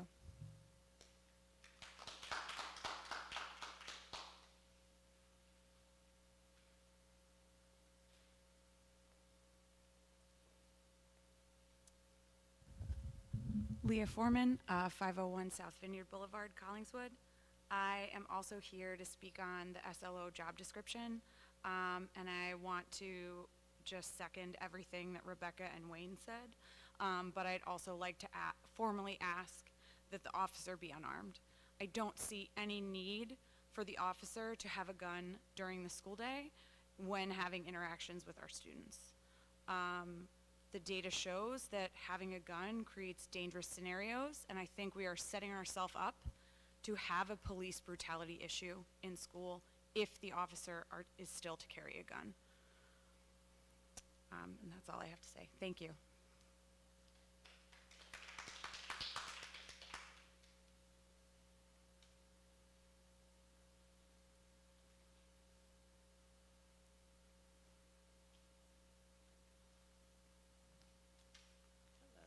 Camila Henson, Sharp Principal. I just wanted to take the time, Jen, to express my gratitude to you for leading and guiding us during the Educational Leadership Academy. You consistently, took the time out of your schedule to meet with us and, go through various activities. I especially appreciate the grounding activities and your focus on making sure we were present at that moment and focused on what we needed to focus on at that present time. That was huge. So that's something that I'll be able to take with me and, use with my staff. So I just wanted to, let you know that I truly, truly appreciate the time that you spent with us. And it really helped me and will help me in my present position. So thank you so much and congratulations.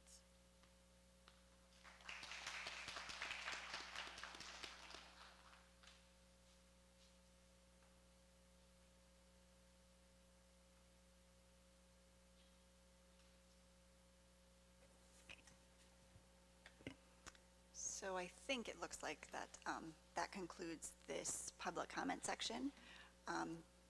Thank you to everyone that spoke. We're going to shift back into the regular order now, which would be section 4, Committee of the Whole. I'm asking for a motion to enter Committee of the Whole. So moved. And a second. Second. All in favor? Aye. Okay. So this Committee of the Whole session has kind of two main goals, but since one thing is written here that I don't want to get lost, I just want to make sure that we are acknowledging and congratulating Mark Newby's school for achieving bronze status from the Sustainable New Jersey organization. That is, I'm sure, a Kara Anderson Boiler special, and great work there. Now kind of going back to talking about, we're going to discuss today both some things that I've asked Dr. McDowell to talk about some things that we are looking forward to for this school year, as well as some things that were accomplished over the summer that's really going to set us up well for the school year. But before we do that, I wanted to, in the spirit of the new school year, this is something I learned in some board trainings, starting off kind of grounding us in the mission of our district, which is building on the strengths of our diverse school community. Collingswood Public Schools commits to providing an inclusive and supportive environment that inspires and empowers every student. And so everything that we are talking about when it comes to board goals, which are really kind of priorities for the district, I think it's important to ground us in that mission. So I think the way to do this is to have Dr. McDowell talk about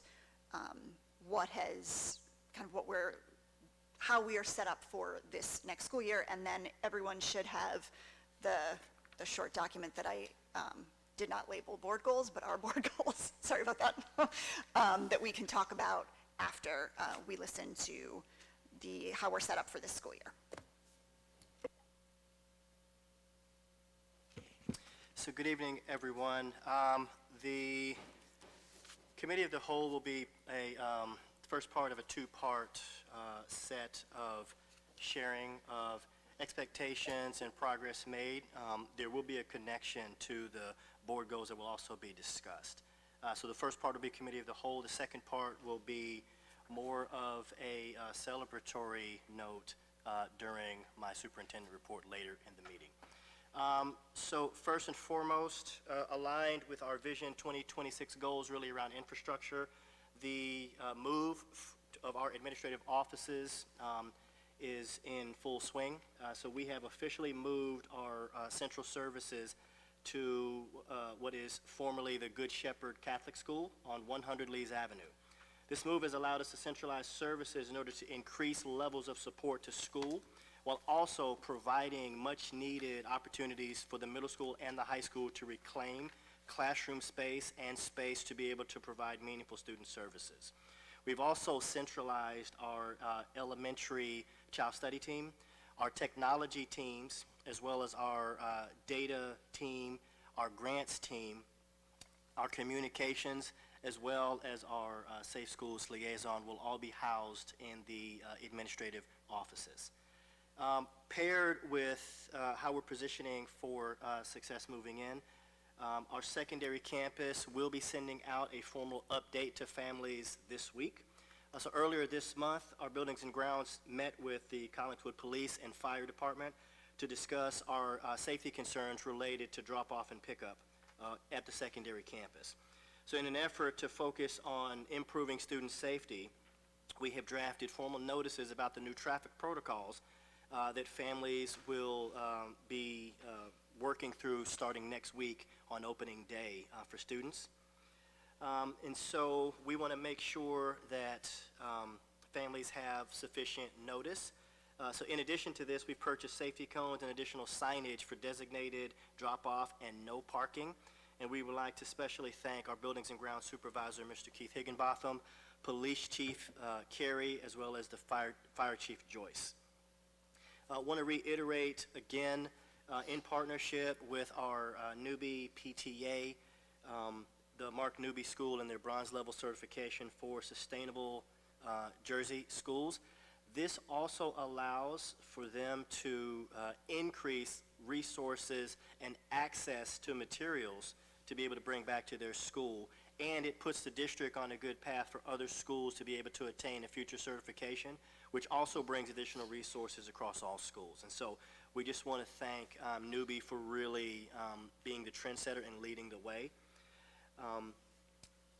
We want to give an update as well as an acknowledgement that Collingswood Public Schools was awarded in June a school-based mental health grant in the amount of $225,000 each year for the next 5 years. The purpose of this grant is also to support our Vision 2026 goals around social, emotional, and mental health. And so this grant will be used with the recruitment, placement, hiring, and retention of school-based mental health professionals. And so our grant includes the hiring of a full-time program director who is going to be leading a lot of this work. It also provides incentives for interns, licensing fees, exam application fees, is in addition to compensation for services for interns and their supervisors, especially when they are attending after-school sessions and meetings. We have currently hired, up for approval this evening, the project director who will be working in our elementary schools but will be headquartered at the Sharp School. And we're extremely excited about Collingswood slowly becoming one of the premier school districts in New Jersey as it relates with investments in mental health. Our trauma-informed care schools grant shifts into year 2 to the amount of $970,000 approved by SAMHSA, which is a branch of the U.S. Department of Health and Human Services. The federal funds from this grant will continue to increase student access to evidence-based, culturally relevant trauma support services and mental health care through school-based activities, services, referrals, and access to additional resources. In our budget, we will continue the work of the Wellness Center at the high school, and starting in September, we will be expanding to our middle school, and so grades 6 through 12 will receive direct benefit of this tremendous resource. We have 2 clinical social workers. We now have up for approval this evening a behavior specialist who focuses on secondary students. They will continue to be funded within this grant. A social emotional learning coach that will be working with our teachers, as well as an MTSS coach that was referenced earlier around learning acceleration. And so when we think about a wellness center's primary objective is to remove any and all barriers that are preventing students from reaching their full potential academically. And so it just does it differently. And so we will be also working to build capacity of our teachers at the secondary campus, focused on SEL integration, peer mediation, and other evidence-based initiatives to really help the healing process.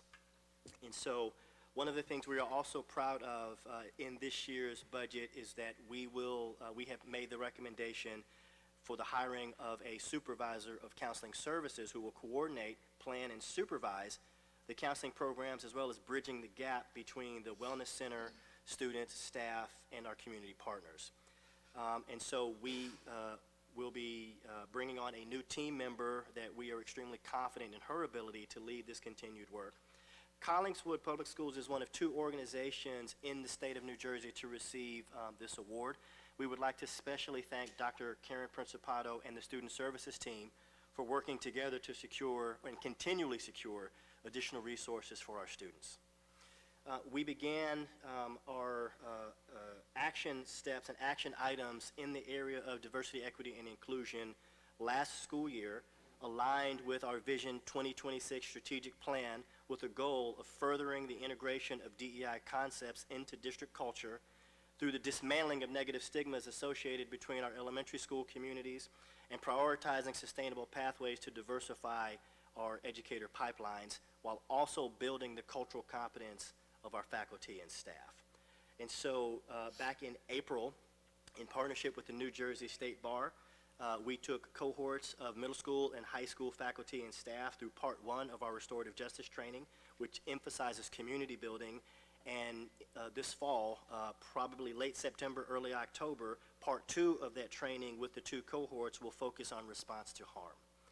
In June of this past year, we were extremely excited and proud to partner with the borough and the Collingswood Executive Committee on Diversity, Equity, and Inclusion for Juneteenth Unity Day.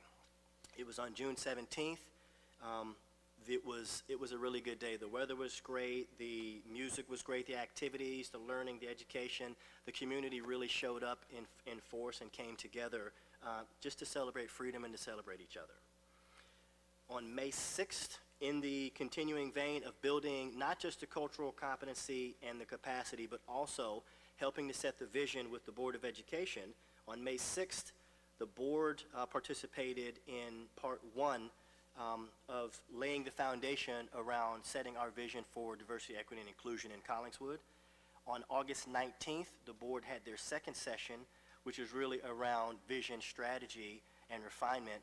And upcoming will be finalization of a comprehensive strategic plan, which will then be used to help drive policy, hiring, and further investments. One of the major policies that will be coming up in September is the equity and anti-racism policy, which has been developed by the Board of Education over the last several months. It will be up for a first read on September 18th. We will also be digging much deeper throughout the course of this year, both at the student level and at the faculty and staff level, in partnership with the board and the administrative team, a significant revision to our student code of conduct. We want our student code of conduct to be restorative. We want it to focus less on punitive and more on opportunities for students to learn and grow and reconcile certain levels of behavior while also learning how to make better choices. In June of this current year, we sent out an equity mindset survey to instructional staff sponsored through the Rowan University Peer Lab. So these are the partnerships for educational equity and research, and the data that was collected really focused on knowledge, skills, and belief. And so there were some findings that were resulted out of that. On opening day this Friday, there will be an introduction to faculty and staff on some of the findings and some of the resources and some of the next steps. One of the key pieces that emerged from that data collection was the overwhelming agreement among faculty and staff in Collingswood that investments in diversity, equity, and inclusion was a worthwhile endeavor. Paired with that, the need for additional resources, additional support, and coaching in order to build collective capacity in this area. And so as a result of that, in the future, we will be following up the data collection with targeted professional development sessions, focus groups, and equity councils. We will also be providing access to a online learning management system which will provide additional tools and structures to faculty and staff, which includes weekly equity resource drops, monthly webinars with national experts, and a regular series of online chat groups to provide learning opportunities, group coaching, and collaboration in a safe space. The administrative team have also had their coaching tools updated in order to support not just the professional standards for educational leaders, but also school improvement as well as the advancement of educational equity.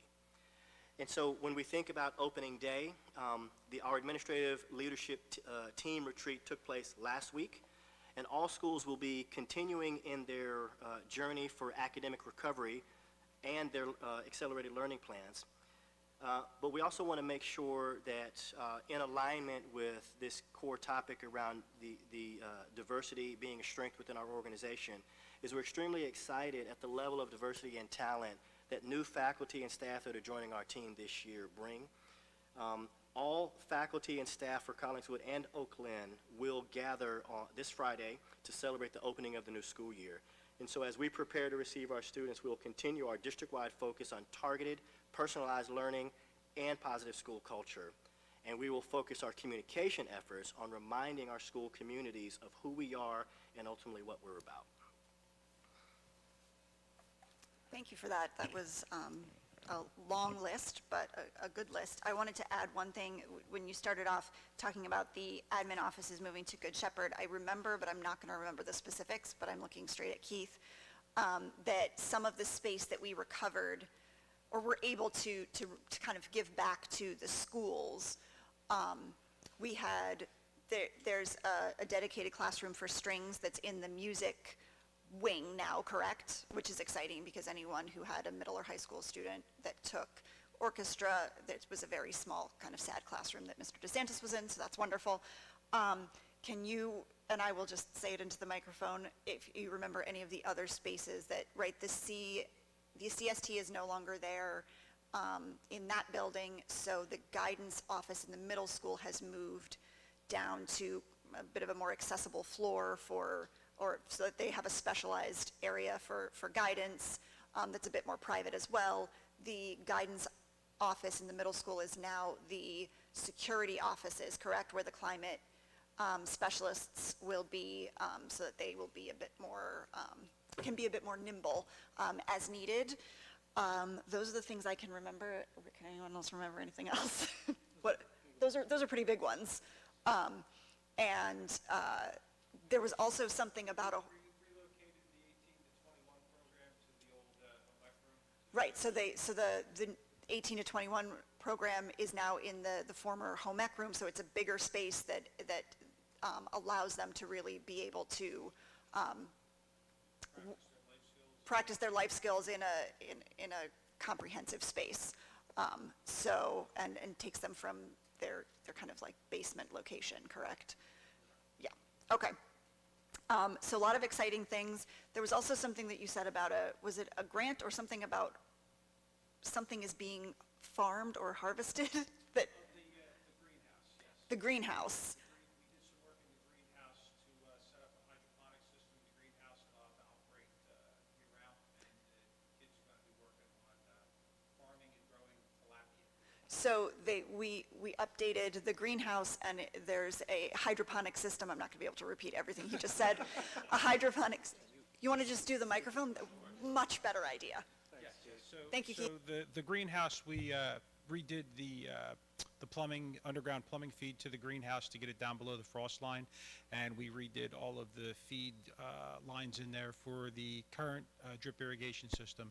But we also installed plumbing to allow us to run the hydroponic system that was part of a grant that came from Dr. Principato.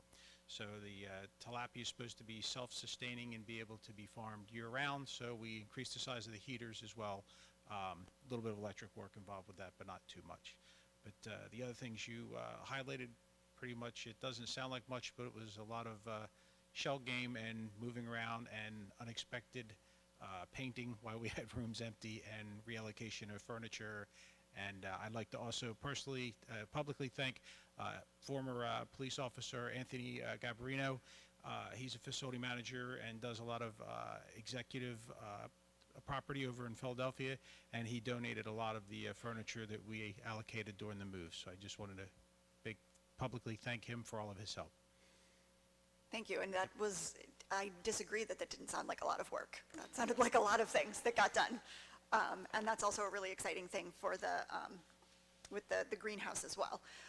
So I just didn't want to forget to give, as we always need to, Buildings and Grounds their props for everything that they do for our district.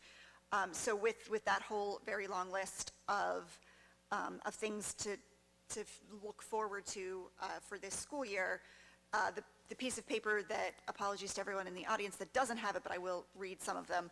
I had told the board members at committees that I would put together a rough draft of some board goals which really serve as the priorities for the district. And it's really more the superintendent's job to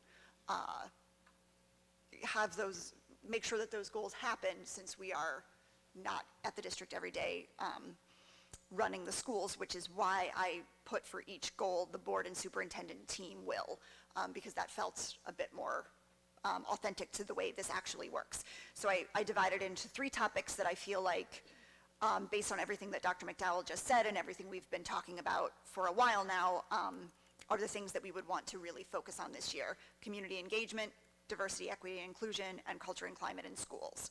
So first, I guess, and foremost, does anyone feel as if, and I'm sorry that this is the first time you're seeing this, that there's a topic that is missing, that's like glaringly like this is something else that we really should focus on before we dive into the 3 that we have here?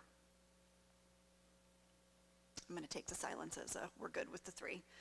So for community engagement, I have written, but am interested in feedback, and also to back up 1 second for everyone else, we are going to be talking about these goals for today as rough drafts, and we'll formally adopt them in our September meeting so we can have some time to workshop any of the language or add in anything that we may want to, so that you do not have to sit through the entire process of that this evening.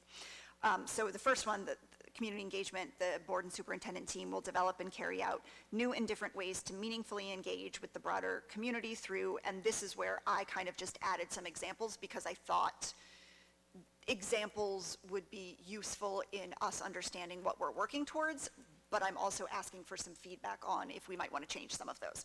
So I wrote listening sessions, roundtable discussions, which is a working title for what I've come up with for the community engagement board things. I thought that was a little bit better than just a listening session. And community events and celebrations like Juneteenth that Dr. McDowell had just talked about. If anyone has anything that they off the top of their head can think about now or would suggest, that's great. If not, you can send me the feedback later, but wanted to bring that up now. Those seemed like all things that we either have done in the past or we're planning on doing anyway. So it's achievable and manageable, but it's holding us accountable to make sure that those things actually happen and get done. The second one, diversity, equity, and inclusion. The board and superintendent team will continue to center diversity, equity, and inclusion in decisions about policies and practices. and this is again my such as, but now I'm feeling like a couple of these could change. I wrote such as creating culturally responsive curriculum and instruction practices, creating and implementing robust recruitment plans for diverse staff, investing in and implementing professional development aligned with DEI beliefs. Based on what, and I'm going to forget what Dr. McDowell said, I feel like instead of the creating culturally responsive curriculum and instruction practices, perhaps something around the professional development that you already just announced and talked about makes more sense in there than kind of a generic thing that I made up. So perhaps adding in something about what what Rowan would be bringing to the table, or the restorative, the restorative justice training, something like that, maybe makes more sense because it's something that we have planned and then can hold ourselves accountable to following through on. I think we could put Yeah. general, but then something around investment, and then when we look at this at the end of the year, what were the professional development opportunities that we said that we did invest in and were able to say Yeah. happened at the end of the year? That's a good idea. Can I just make a comment? Yes, I'd like- please. Unlike this one in the middle, it's going to be harder to do benchmarks through the year, but I think we should have some touchstones during the year to make sure that we're actually making progress. Again, the first and the last, we have Right. natural ways to track our progress. And just, Sorry. just one Please other, go. sorry, just one other thing. Were you saying to get rid of the creating cultural responsive? Not necessarily. I was. Yeah, I don't know that we need to get, I don't I know was that just would wanna thinking take that about out. what. I know we're just talking. Yeah, and I was just trying to think about like what ones make sense to put as the such as, because that's not exhaustive, right? It's examples. And so I had a moment of thinking, oh, well, he talked a lot about professional development opportunities, maybe that makes sense as the such as. But I don't disagree with you, obviously, that. I mean, because I feel like after the curriculum, The presentation. thank you. Yep. After that, I do feel like there are obviously, it's there, so maybe finding a way to. Yeah. Is it impacting, is it hitting?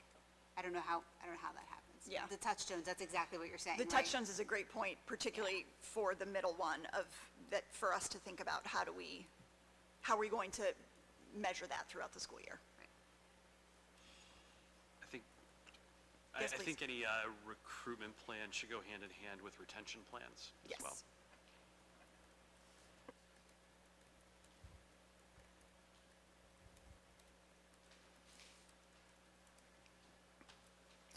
Any other thoughts with that specific one? Yeah, I actually thought I put it in and then very clearly did not, so thank you for catching that. Culture and climate in schools. This one, I would like some more feedback on, particularly with both phrasing and examples. So the board and superintendent team will continue to seek out and implement plans to improve the culture and climate for all students, faculty, and staff by supporting building leadership in efforts and events to foster positive school culture. And then I don't have a third one, as you can see by the no and. The other one I have is investing in and implementing restorative justice practices at all grade levels. But I feel like there's more to say. I just honestly ran out of steam. And that's why I have all of you. So if we can think of something else that could really be something that is a touchstone that we can keep coming back to and see the growth in that one, that'd be great. Well, SLO is a big one, how we're going to take that data and see how it impacts school culture. And, a lot of us really want to see how that progresses during the year. Yeah. And also maybe some touchstones with faculty and staff somehow to see how people are feeling. I know there's been a change at the high school level, how that's playing out and how the staff, are relating to the new leadership. Yeah. I was going to say something to that effect too, in terms of just, this is something I've brought up quite a few times, but climate surveys. How do the students feel, how do the staff feel? Maybe some of those can be done by us, maybe the union can take on some of that work, because then maybe they will get different answers than we might. Megan, it looked like you were going to turn your microphone on a minute ago. No, I was just saying, so we will also have a chance to kind of chew on Yes. wording and Oh, give yeah, some there's no feedback. expectation that we are Great. like, oh, yes, this is all perfect in the, Great. 15 minutes we're talking about it right now. That's why we're discussing, think about it more, and then it won't be up for official approval until the September meeting, so that we have some time to discuss, including in our next committee meetings as well. And maybe some of, oh, sorry, Chris.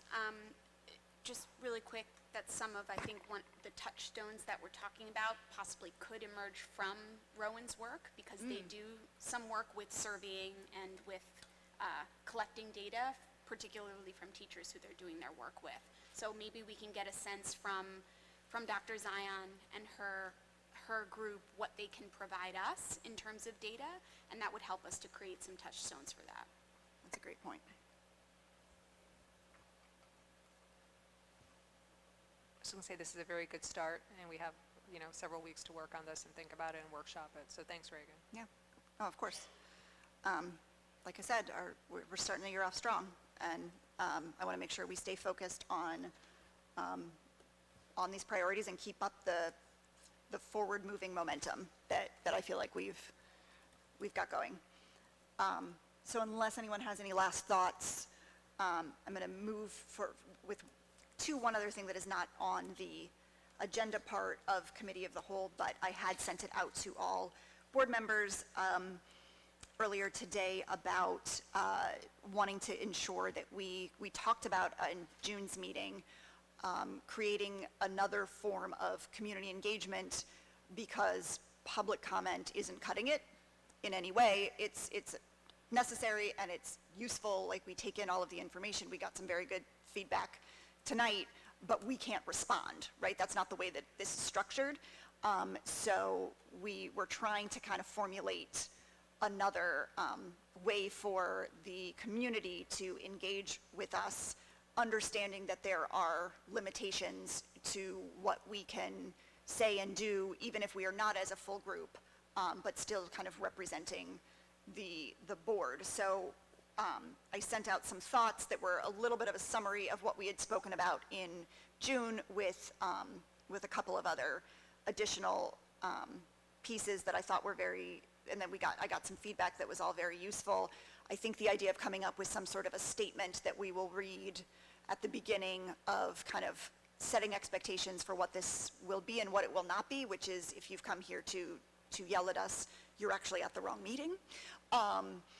Because that's not productive, and that's not what we're here to do. I like the idea. I don't know what anybody else thinks, but doing something like a roundtable discussion, it also lends itself to, we're coming here to be productive and to talk about some issues, as opposed to come to a forum and vent about something. I feel like that's not the goal of what these would be.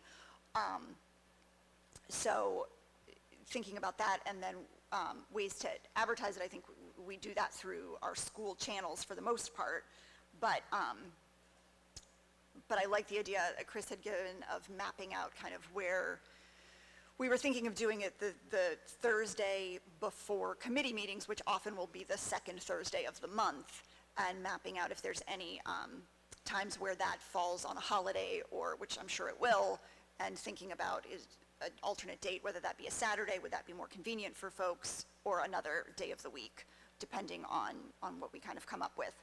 But I didn't want to not talk about that tonight, because the goal would be that we work some of these things out and kind of have our first go around September 14th. That information obviously will be sent out with much more detail once we get closer, and acknowledging, as I did in the last meeting, that this is something we're trying, and we're going to be very flexible and fluid with it, that if kind of what we come up with for the first one, the format isn't really working for folks, then we pivot and we adjust as needed. Since the goal is to engage more with the community, we need it to feel like it's worth it for everybody involved and feels productive. So we're going to keep talking about it and thinking about it, and then we will send out an official notice with plenty of time for folks to be prepared. So if anyone, I realize I just did a lot of talking, if anyone wants to add anything about that. A lot of you already did an email, but I just wanted to make sure we were kind of all on the same page, and this is the space that I have everybody here at once. So we will motion to exit committee of the whole at this time? And a second? Second. All in favor? All right, moving on to future dates and miscellaneous information. As Dr. McDowell said, Friday is the teachers' first official day back at school. No doubt they have been working and planning and doing a lot of things before that, but that's their first official day back. You can look and see when everyone else is, there's a couple of meet and greets, but the first day for students is Wednesday, September 6th. As well as some orientations. There's also a BOE special meeting that evening, and then you can also find the list of everyone's back to school nights, which is very important information, on the next page as well. Section 6 is routine business. Can I have a motion to approve the minutes of the June 26th, 2023 regular board meeting and the August 19th special board meeting? So moved. And a second? Second. Is that an all in favor or a vote? All in favor? Aye. Okay. We already did public comment, so now we're gonna go to superintendent's report. Dr. McDowell. Section 8.01 and 8.02 are the enrollment report. 8.01, the enrollment report for June of 2022 was 2,233 students. As of June of 2023, we've seen a slight increase in 2,257 students, and that report is attached. The school safety drill report for the month of June is also attached. And in terms of the additional topics, we just wanted to note a few things that took place over the summer, keeping in line with why we are so excited about next week to receive our students. So first and foremost, we would like to thank our district partner, Healthy Kids, for completing a successful summer, serving students in both Collingswood and Oak Lynn. Through their summer camp program, they were located on 3 campuses, one in Oak Lynn, one at Garfield Elementary, and one at Newby. And so the daily movement-based activities at camps included dance parties, structured play, and much, much more. Additionally, keeping with the academic focus, students also participated in library time daily, where they were encouraged to read independently. They explored books in small groups. They also had discussions of books with camp counselors, in addition to hands-on activities in the areas of STEM and arts and crafts. And so each camp each camp week focused on a different theme, such as Under the Sea, Sweets and Treats, All of the Colors, Superheroes, and more. And the students use a variety of materials and mixed media in order to create staff-led projects. It also included weekly field trips to locations such as Diggerland, Cape May Zoo, Philadelphia Zoo, roller skating, Funzilla, bowling, the movies, and much, much more, to help with the focus, to support our district-wide focus of a positive community and culture, really built on values such as respect, honesty, forgiveness, positivity, helping others, patience, and much, much more. They ended each day with closing circles in order to give shout-outs and awards to students that exemplified camp values. And so we're extremely thankful to Healthy Kids for providing a safe environment for students to grow and thrive throughout the summer. We would also like to acknowledge our Calls Connect summer camps. So from August 7th through the 10th, incoming 6th and 9th graders were invited to attend our camps. We had over 100 students participate. The purpose of the camps were to engage students transitioning to the middle and to the high school, respectively, so that they feel deeper connections to the schools that they're going to be attending in September. Under the direction of Mrs. Rogers from the middle school and Mr. Palucci from the high school, along with support from Mr. Wiltsey, Mr. Whalen, Dr. Principato, staff members, senior student leaders. They led students through different games and activities and projects. The students also got to participate in interactive sessions with the Trenton Circus Squad, local musicians, and yoga instructors. And then on the final day, students were able to get a break from the sweltering heat at Roberts Pool, and they enjoyed water ice and pretzels. We'd also like to acknowledge the excitement around our new band director, Lori Ludwig, and thank her for organizing the marching band preview this past Friday. Our award-winning band performed a four-part ensemble entitled Dante. We'd also like to thank the drill design team, the solo musicians, the marching band staff, student leaders, and the band boosters for their collective efforts, and we're looking forward to an amazing band season this fall. We also, this past week, or last week, we had our 6th and 9th grade orientation.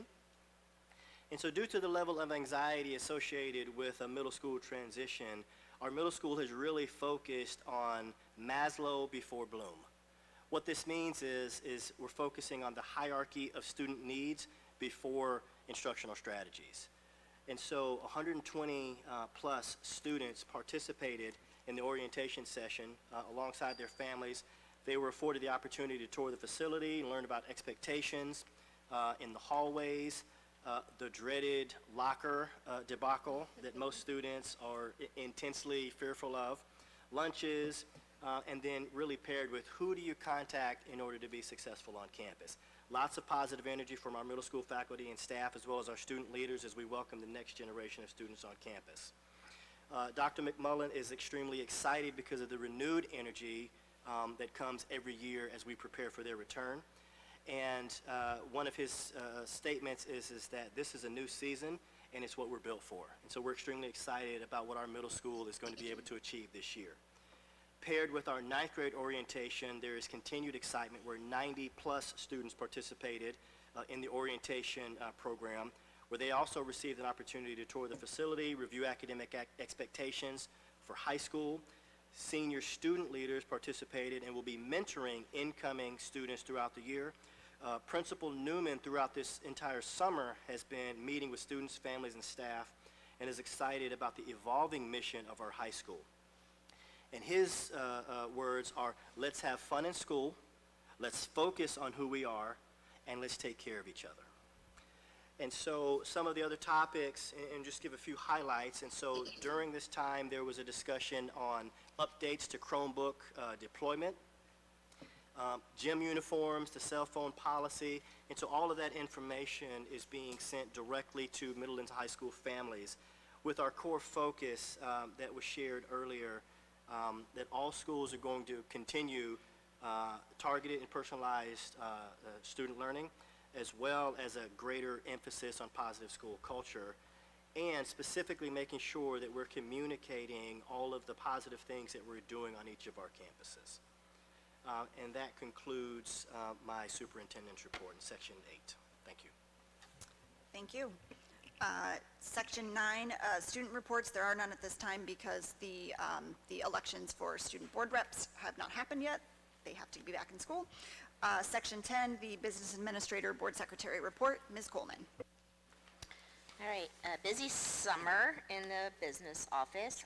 Attached this evening, item 10.01 is a listing of your June and your July monthly transfers, and then 10.02 are your June and July board secretary's report, treasurer's report, and cash reports. 10.03 are your June and July student activities report. 10.04 is your June food service financial statement. And in 10.05, a listing of the July and August purchase orders. And in 10.06, a listing of the July warrants that went out. I sent everybody an email with a copy. And then the August warrants to be paid tomorrow morning upon approval. Thank you. Next up is section 11, the Buildings, Grounds, and Finance Committee. Mr. Craig will present. Thank you. The Finance, Buildings, and Grounds Committee reviews all financial statements, purchase orders, and warrants on a monthly basis. Committee also reviews and approves all contracts with outside service providers and oversees all maintenance and capital improvement projects district-wide. We have several things up for approval, starting with the Board Secretary's report, which is items 11.2 to 11.9. Then 11.10 is a 10% transfer request for child study team services for several new students. 11.11 is approval of out-of-district placements at the attached tuition rates. 11.12 is an addendum to our rental agreement with Oak Lynn Public Schools to serve our preschool students who are housed in their building. 11.13 is our district agreement with local Head Start. 1114 is IDEA grant submission to the New Jersey Department of Education. 1115, ESEA grant submission of Title I through Title IV funds. 1116 is approval of the school-based mental health grant that was spoke about earlier of $225,000 for 5 years, helping us to sustain mental health internship programs and other services for our students across the district. 1117 is the budget calendar for the year. 1118, year 2 of 3 of the Building Capacity for Career Pathways Comprehensive Competitive Grant, which is our engineering program at the high school for $168,750. 1119, various waivers for toilet and temporary instructional spaces so that our pre-K spaces are in compliance. 1120, parent contract for student transportation for an out-of-district placement. 1121, lease agreement for Key Business Solutions to provide 3 postage machines, saving roughly $1,100 a year for us in the district. 1122 is a new 5-year lease for upgraded copiers for the middle school teachers lounge and library. 1123 through 1131 are as-needed service provider contracts for student support services and substitute teachers. 1132 is the rejection of a bid submission for the basketball court and pickleball court refurbishing for being too expensive. 1133 is disposal of broken musical instruments and cases from the high school band room. 1134 and 35 are use facility requests for the Collingswood Rec using the Zane All-Purpose Room for their chorus, community chorus program this year, and then the Collingswood Oakland Travel Soccer program using the practice field for the fall season behind the high school. So seeking approval from items 11.2 to 11.35. Do I have a motion to approve those items? So moved. And a second? Second. Questions or comments from board members? For 1132, the rejection of the bid for the basketball and pickleball and multi-use courts, that was originally funded, or is supposed to be funded by a grant, correct? Yeah, it's 50/50. 50% of it coming from the local, we got the local recreation improvement grant from the Department of Community Affairs, and the other half is in the budget. So if we're unable to find, I guess, a bid that falls within that, is that money will just have to be reallocated to something else? Well, we are approved for the grant, so we are allowed to go out to bid one more time. But we have reached out to someone who's on a co-op who previously said they were too busy. So we're hoping that now that summer's over, they're not so busy. So we're going to continue to look at ways to get it done because we have been approved for the grant. So, and we have a year to do it. Okay. Awesome, thanks. Sure. Any other questions or comments from board members? Roll call, please. Mr. Chu? Yes. Mr. Craig? Yes. Ms. Henry? Yes. Mrs. Maya? Yes. Mrs. Mikulski? Yes. Mrs. Savarino? Yes. Mrs. Seltzer? Yes. Mrs. Sheridan Celia? Yes. Mr. Stotts? Yes, except 11.09 where I abstain. Mr. Dilkus? Yes. Mrs. Caden? Yes. Moving on to section 12, the curriculum committee, Mr. Chu will present. The curriculum committee oversees and approves the district curriculum and assessment programs, as well as field trips, home instruction, co-curricular programs, and the school calendar. Up for approval tonight is item 12.02, high school field trips. That's a number of field trips for the high school band. 12.03 is the 2023-24 virtual remote instruction plan. My understanding is that that's in case of any sort of like COVID closures, hopefully not, knock on wood, that may occur. 12.04 is an approval for some additional curriculum development around health and physical education. 12.05 is a request for approval of 4 J1 foreign exchange students as listed there. Item 12.06 is the application to expand the Collingswood High School School Choice Program to include, I believe, it's the digital production and audio engineering program. And that's it. So seeking approval. Correct, the district curriculum, 12.07. Oh, 12.07. Oh, yeah, approving the district curriculum for 2023-24. So, seeking approval of items 12.02 through 12.07. A motion to approve said items. So moved. And a second. Second. Questions or comments from board members? Roll call, please. Mr. Chu? Yes. Mr. Craig? Yes. Ms. Henry? Yes. Mrs. Maya? Yes. Mrs. Mikulski? Yes. Mrs. Severino? Yes. Mrs. Seltzer? Yes. Mrs. Sheridan Celia? Yes. Mr. Stotts? Yes. Mr. Dilkus? Yes. Mrs. Caden? Yes. Section 13 of the Personnel Committee, Ms. Sheridan Celia will present. It's a long one tonight. Let's see. The Personnel Committee reviews all recommendations for teaching and staff employment, considers co-curricular employment, and considers all professional development opportunities for staff members. At item 13.02 is the resignation of Ms. Kachowski. Retirement, retirement, and we thank her for her service. 13.03 through 13.09 are resignations. 13.10 and 13.11 are rescinded contracts. We have faculty and staff transfers at 13.12 through 13.14. We have a revised contracts at 13.15 and 13.16.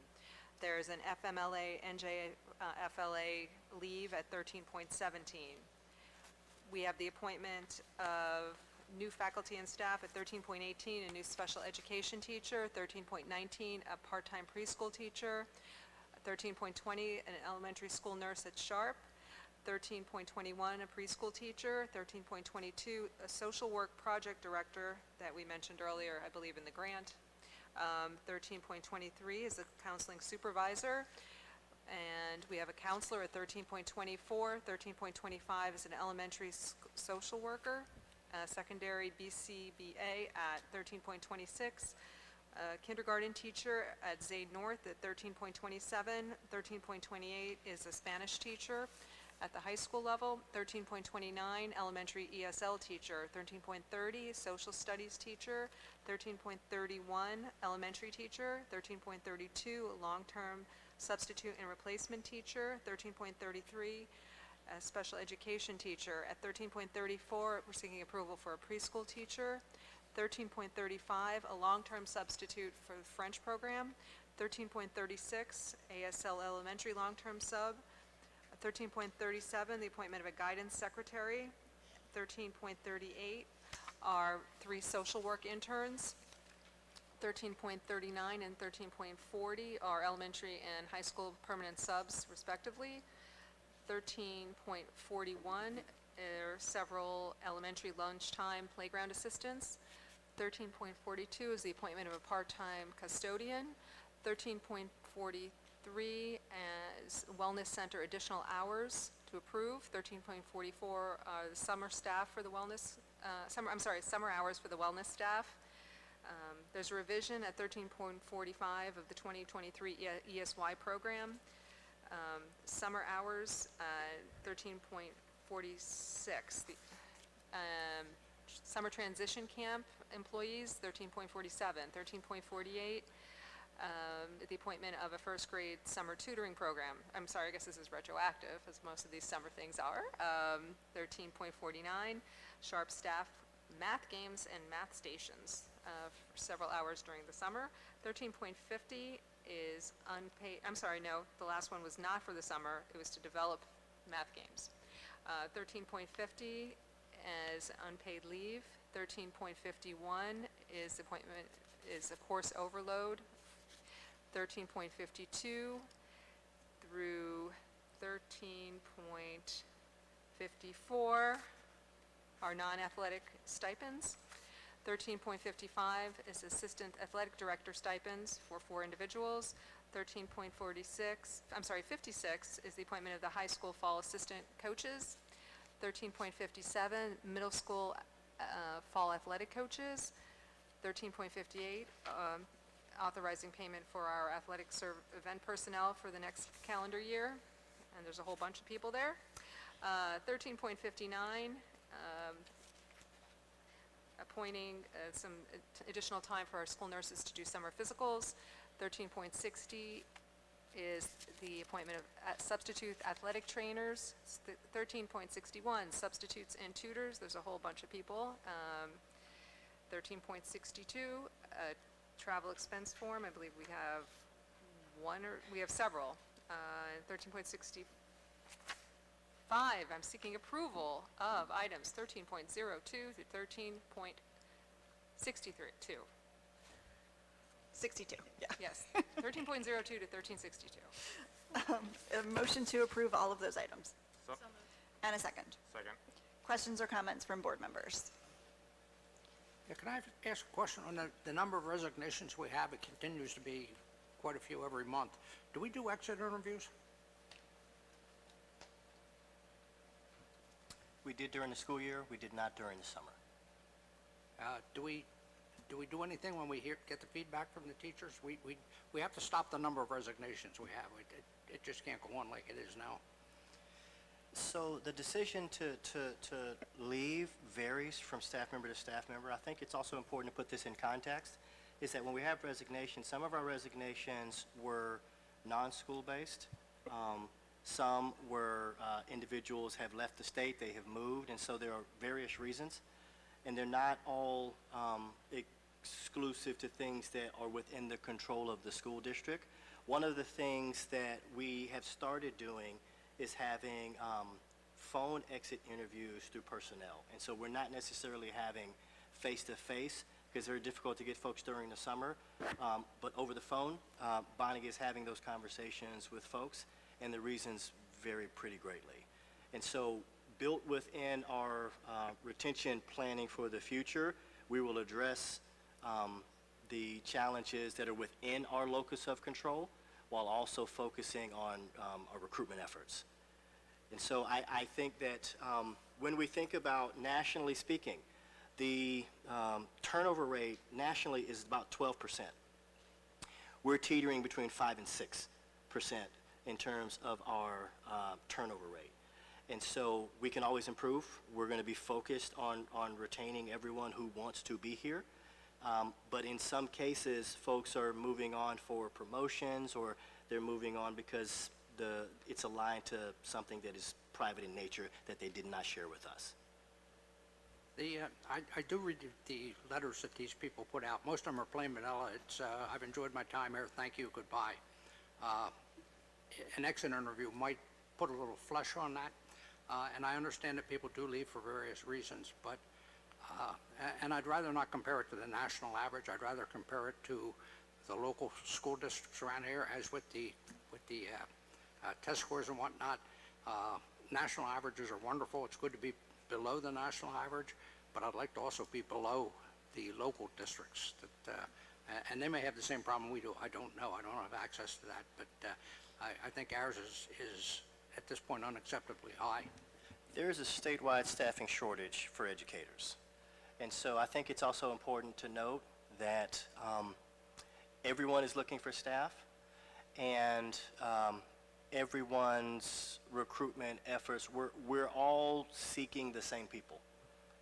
And so good, high-quality staff, we definitely want to make sure that we retain, but we also are cognizant of the fact that our talented people are actively being recruited by other organizations. And so that's just something we're going to have to kind of work through to figure out what makes the most sense. Can I also ask then, in that case, so you're saying that there were exit interviews done during the school year, and then Bonnie's doing them over the summer. Is that information, is there any data or bullet points maybe that can be made available to the board based on those exit interviews? In private session, yes, but it wouldn't be something that rose to the level of anything in public. Yeah. Privately is fine. Yeah. Thank you. Yep. And that could be part of our touchstones for the culture and climate in schools. We could talk about that during the year. Any other questions or comments from board members? Roll call, please. Mr. Chu? Yes. Mr. Craig? Yes. Ms. Henry? Yes. Mrs. Maya? Yes. Mrs. Mikulski? Yes. Mrs. Severino? Yes. Mrs. Seltzer? Yes. Mrs. Sheridan Celia? Yes. Mr. Stotts? Yes, except those items marked with a double asterisk where I abstain. Mr. Dilkus? Yes, except we're required to abstain. Mrs. Caden? Yes.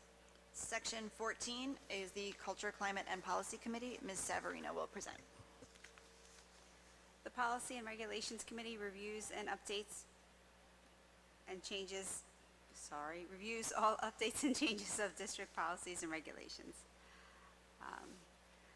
So we have item 1402, following policies are up for a first read.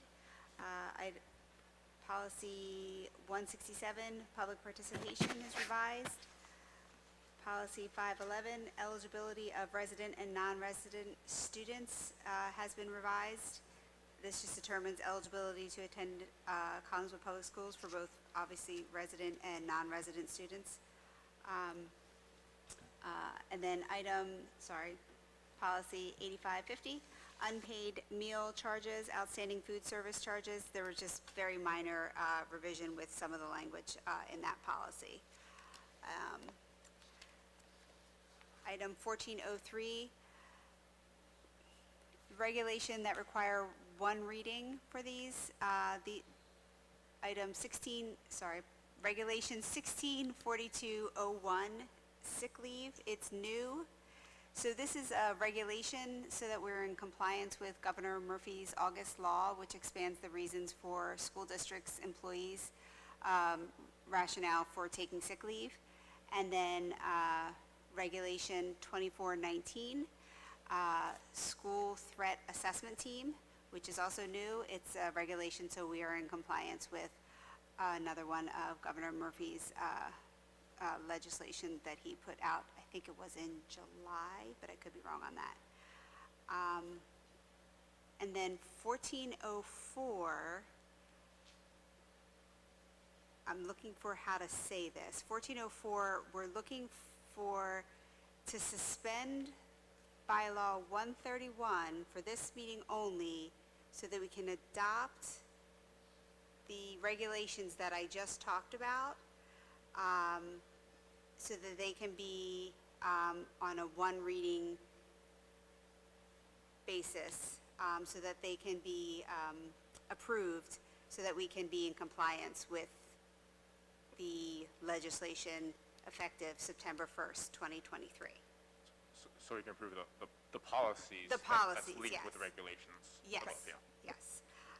So seeking approval of items 1402 to 1404.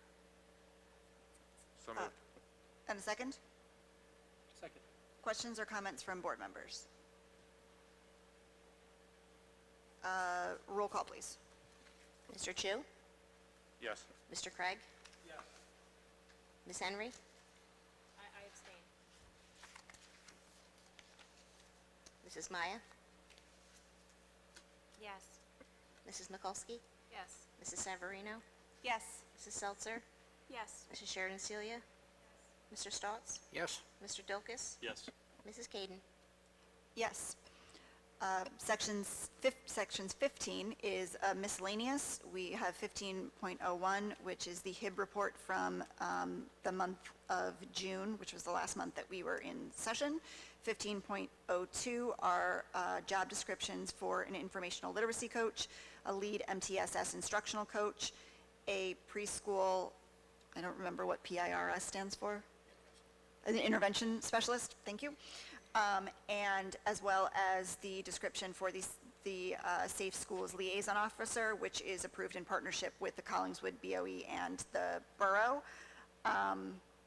15.03 is a sidebar agreement for this school year that, Beth Ann, I'm going to ask you to actually remind me of the specifics on that one. All right, this I brought to you a year ago. It was redoing the calculation on summer teaching. Right. So it missed the June agenda, so that was my bad, but it's just putting this in line with what the teachers got paid for summer. Right. So it was a previously agreed upon. Yes, and it's Sidebar. actually written in there that this does expire, and then it's up to either the board or the CEA to negotiate it this year. Okay. 15.04 is the district mentoring plan for this school year. 15.05 is the district professional development plan for this school year. And so we are seeking approval for items 15.01 to 15.05. Is there a motion to approve? And a second? Second. Questions or comments from board members? I just wanted to make one comment based on, first appreciate all of the feedback for the SLO officer, and wanted to point everyone to, or to ask them to look out for, we have created a frequently asked questions document with some subheadings that will hopefully cover a lot of these questions, and we will actually probably need to go back into it to address some of the issues that were raised tonight in an effort to be as clear as possible about what the role of this person in our district will be, which we just want to emphasize is not student-facing. Their office is in the district administrative offices, and that's actually all I have to say about that at the moment. So I don't know why I put an and on it. Any other questions or comments from board members? Beth Ann, procedural question. When we vote on each item, we have to vote on the item in its entirety, correct? That is correct. Thank you. Just to clarify, if we, upon hearing from public comment, other venues, we want to add color or, flesh out even more some of these job descriptions, specifically the SLO, can there be some work on the job description or on the FAQ document, even after we approve it?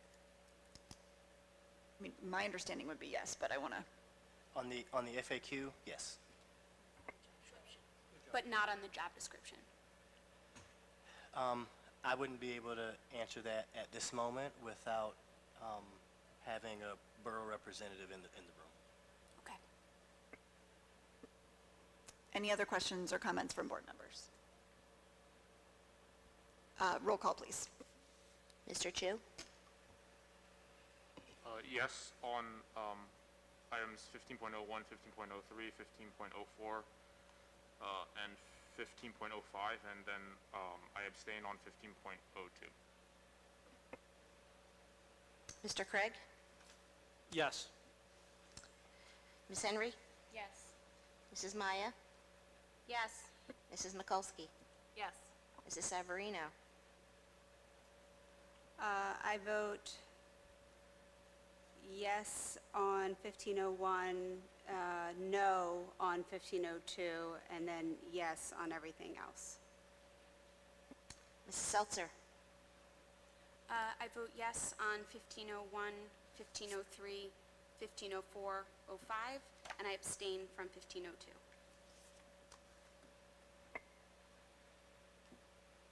Mrs. Sharon Celia?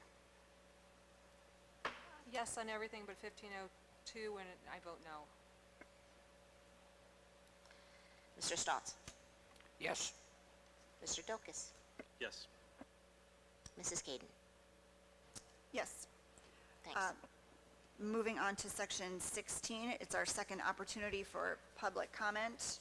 I think everyone that was here when I read it for the first time, so just very briefly, the public is reminded that attempts to resolve all concerns and complaints should first go through appropriate staff members and administrators. We're here actively listening and will reach out in whatever appropriate format is later if needed. Please come to the microphone and stand and make your, it's late. Please stand, state your name and address, and keep your comments to 5 minutes or less.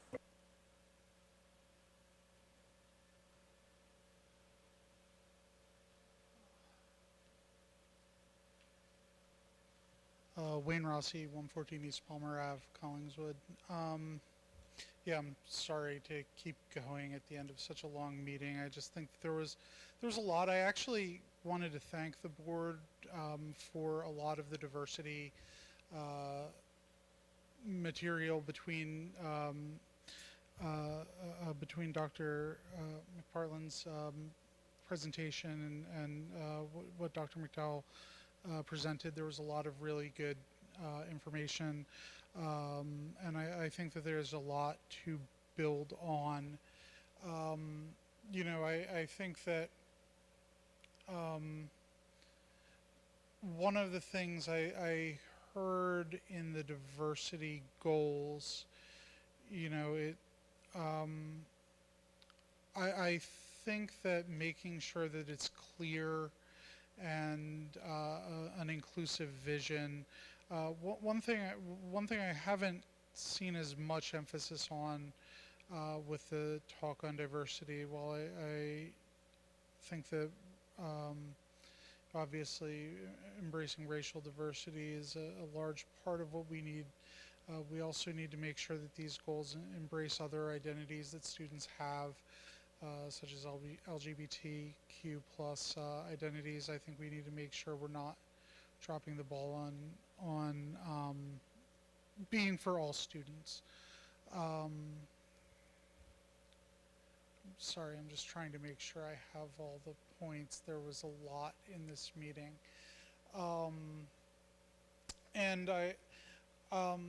I actually was wondering, the public comment, I believe the public comment change cuts it down to 3 minutes, which I guess, I don't know if we should take that personally or, but I do think that, I do wonder about that with the board's stated intention to hear more from the public. So I'm just a little bit curious about that, because I had seen it when I was reading through all the policies before this meeting. But yeah, I wanted to thank you. Obviously, I disagree with the majority of the board on the SLO, and I hope that we can come to some better arrangement on that in the future. Thank you.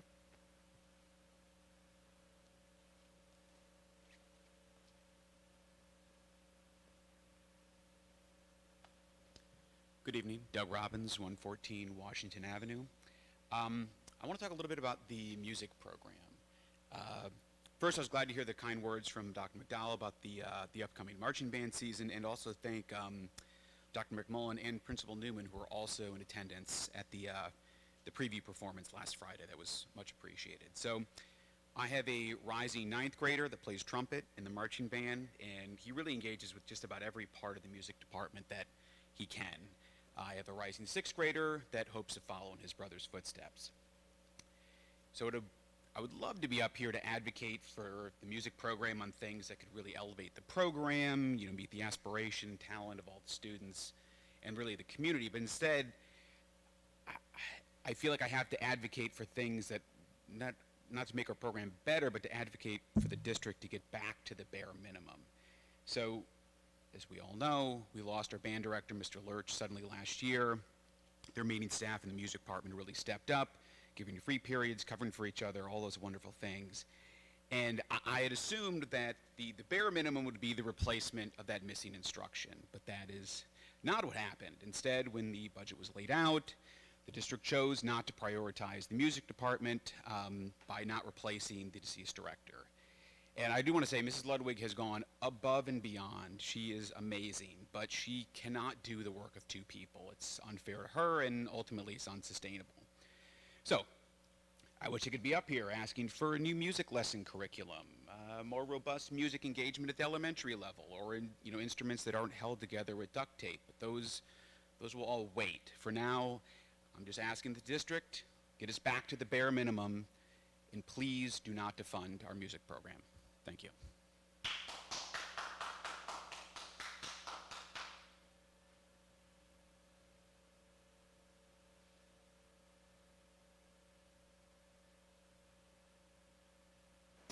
I just wanted to, I don't know if you would like to clarify anything about the music program. We did have a meeting with the band boosters, I don't even remember, mid-August, and spoke to some of this, so I'll let Dr. McDowell choose to if he wants, but I did just want to say there is a change to public participation. It is, please don't take it personally, because it is not personal. It's actually bringing us in line with the rest of the districts in the area. We have a much longer public comment session than everyone else, and in an effort to, because it's 9:20 and times when we've got lots of people wanting to participate, we thought being in line with the way other districts do it would perhaps allow for more folks to be able to participate, and then in addition, more meaningful ways to participate, like what we were talking about during Committee of the Whole with the roundtable discussions, feels like a more useful way to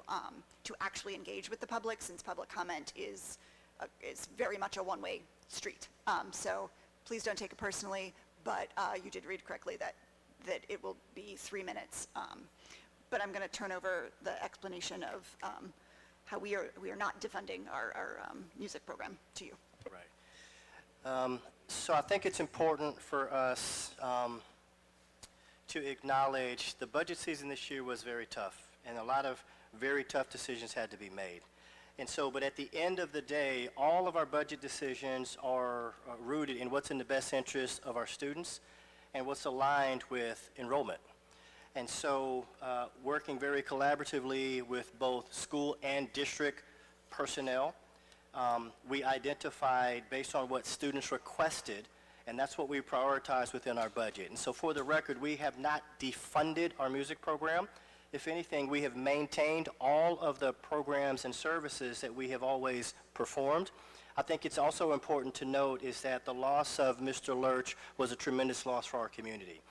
He was here as a permanent fixture in the lives of our young people for 2 decades, and you cannot replace a Joe Lurch.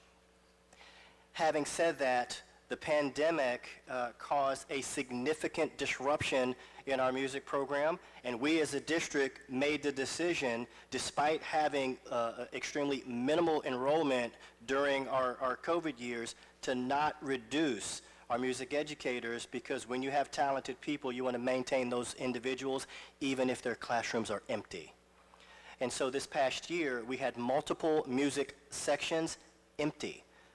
And so what we were able to do is we right-sized the programming based on what students requested. And so students requested for certain things to be offered, and that's what the school put forward within their budget request, and that's what we funded. The band director and all of the extracurricular events that take place are separate and apart from what happens during the school day. And so the band program operates after school. Of which staff that are participating in those after-school activities receive additional compensation because that's above and beyond their teaching responsibilities.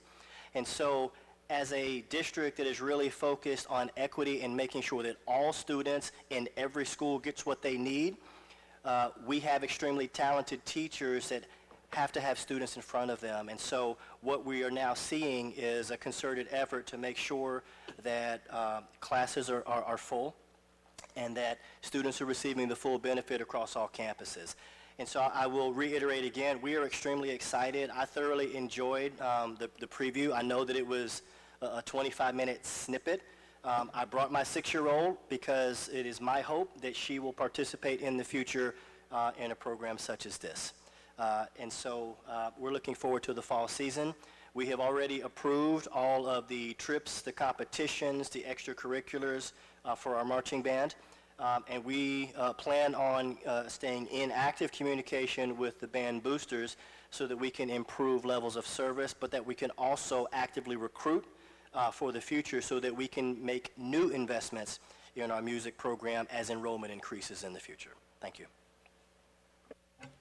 Thank you, Dr. McDowell. And on that note, can I get a motion to adjourn the meeting this evening? So moved. And a second? Second. All in favor? Aye. Thank you to everyone for coming out this evening, and we're looking forward to a really great school year.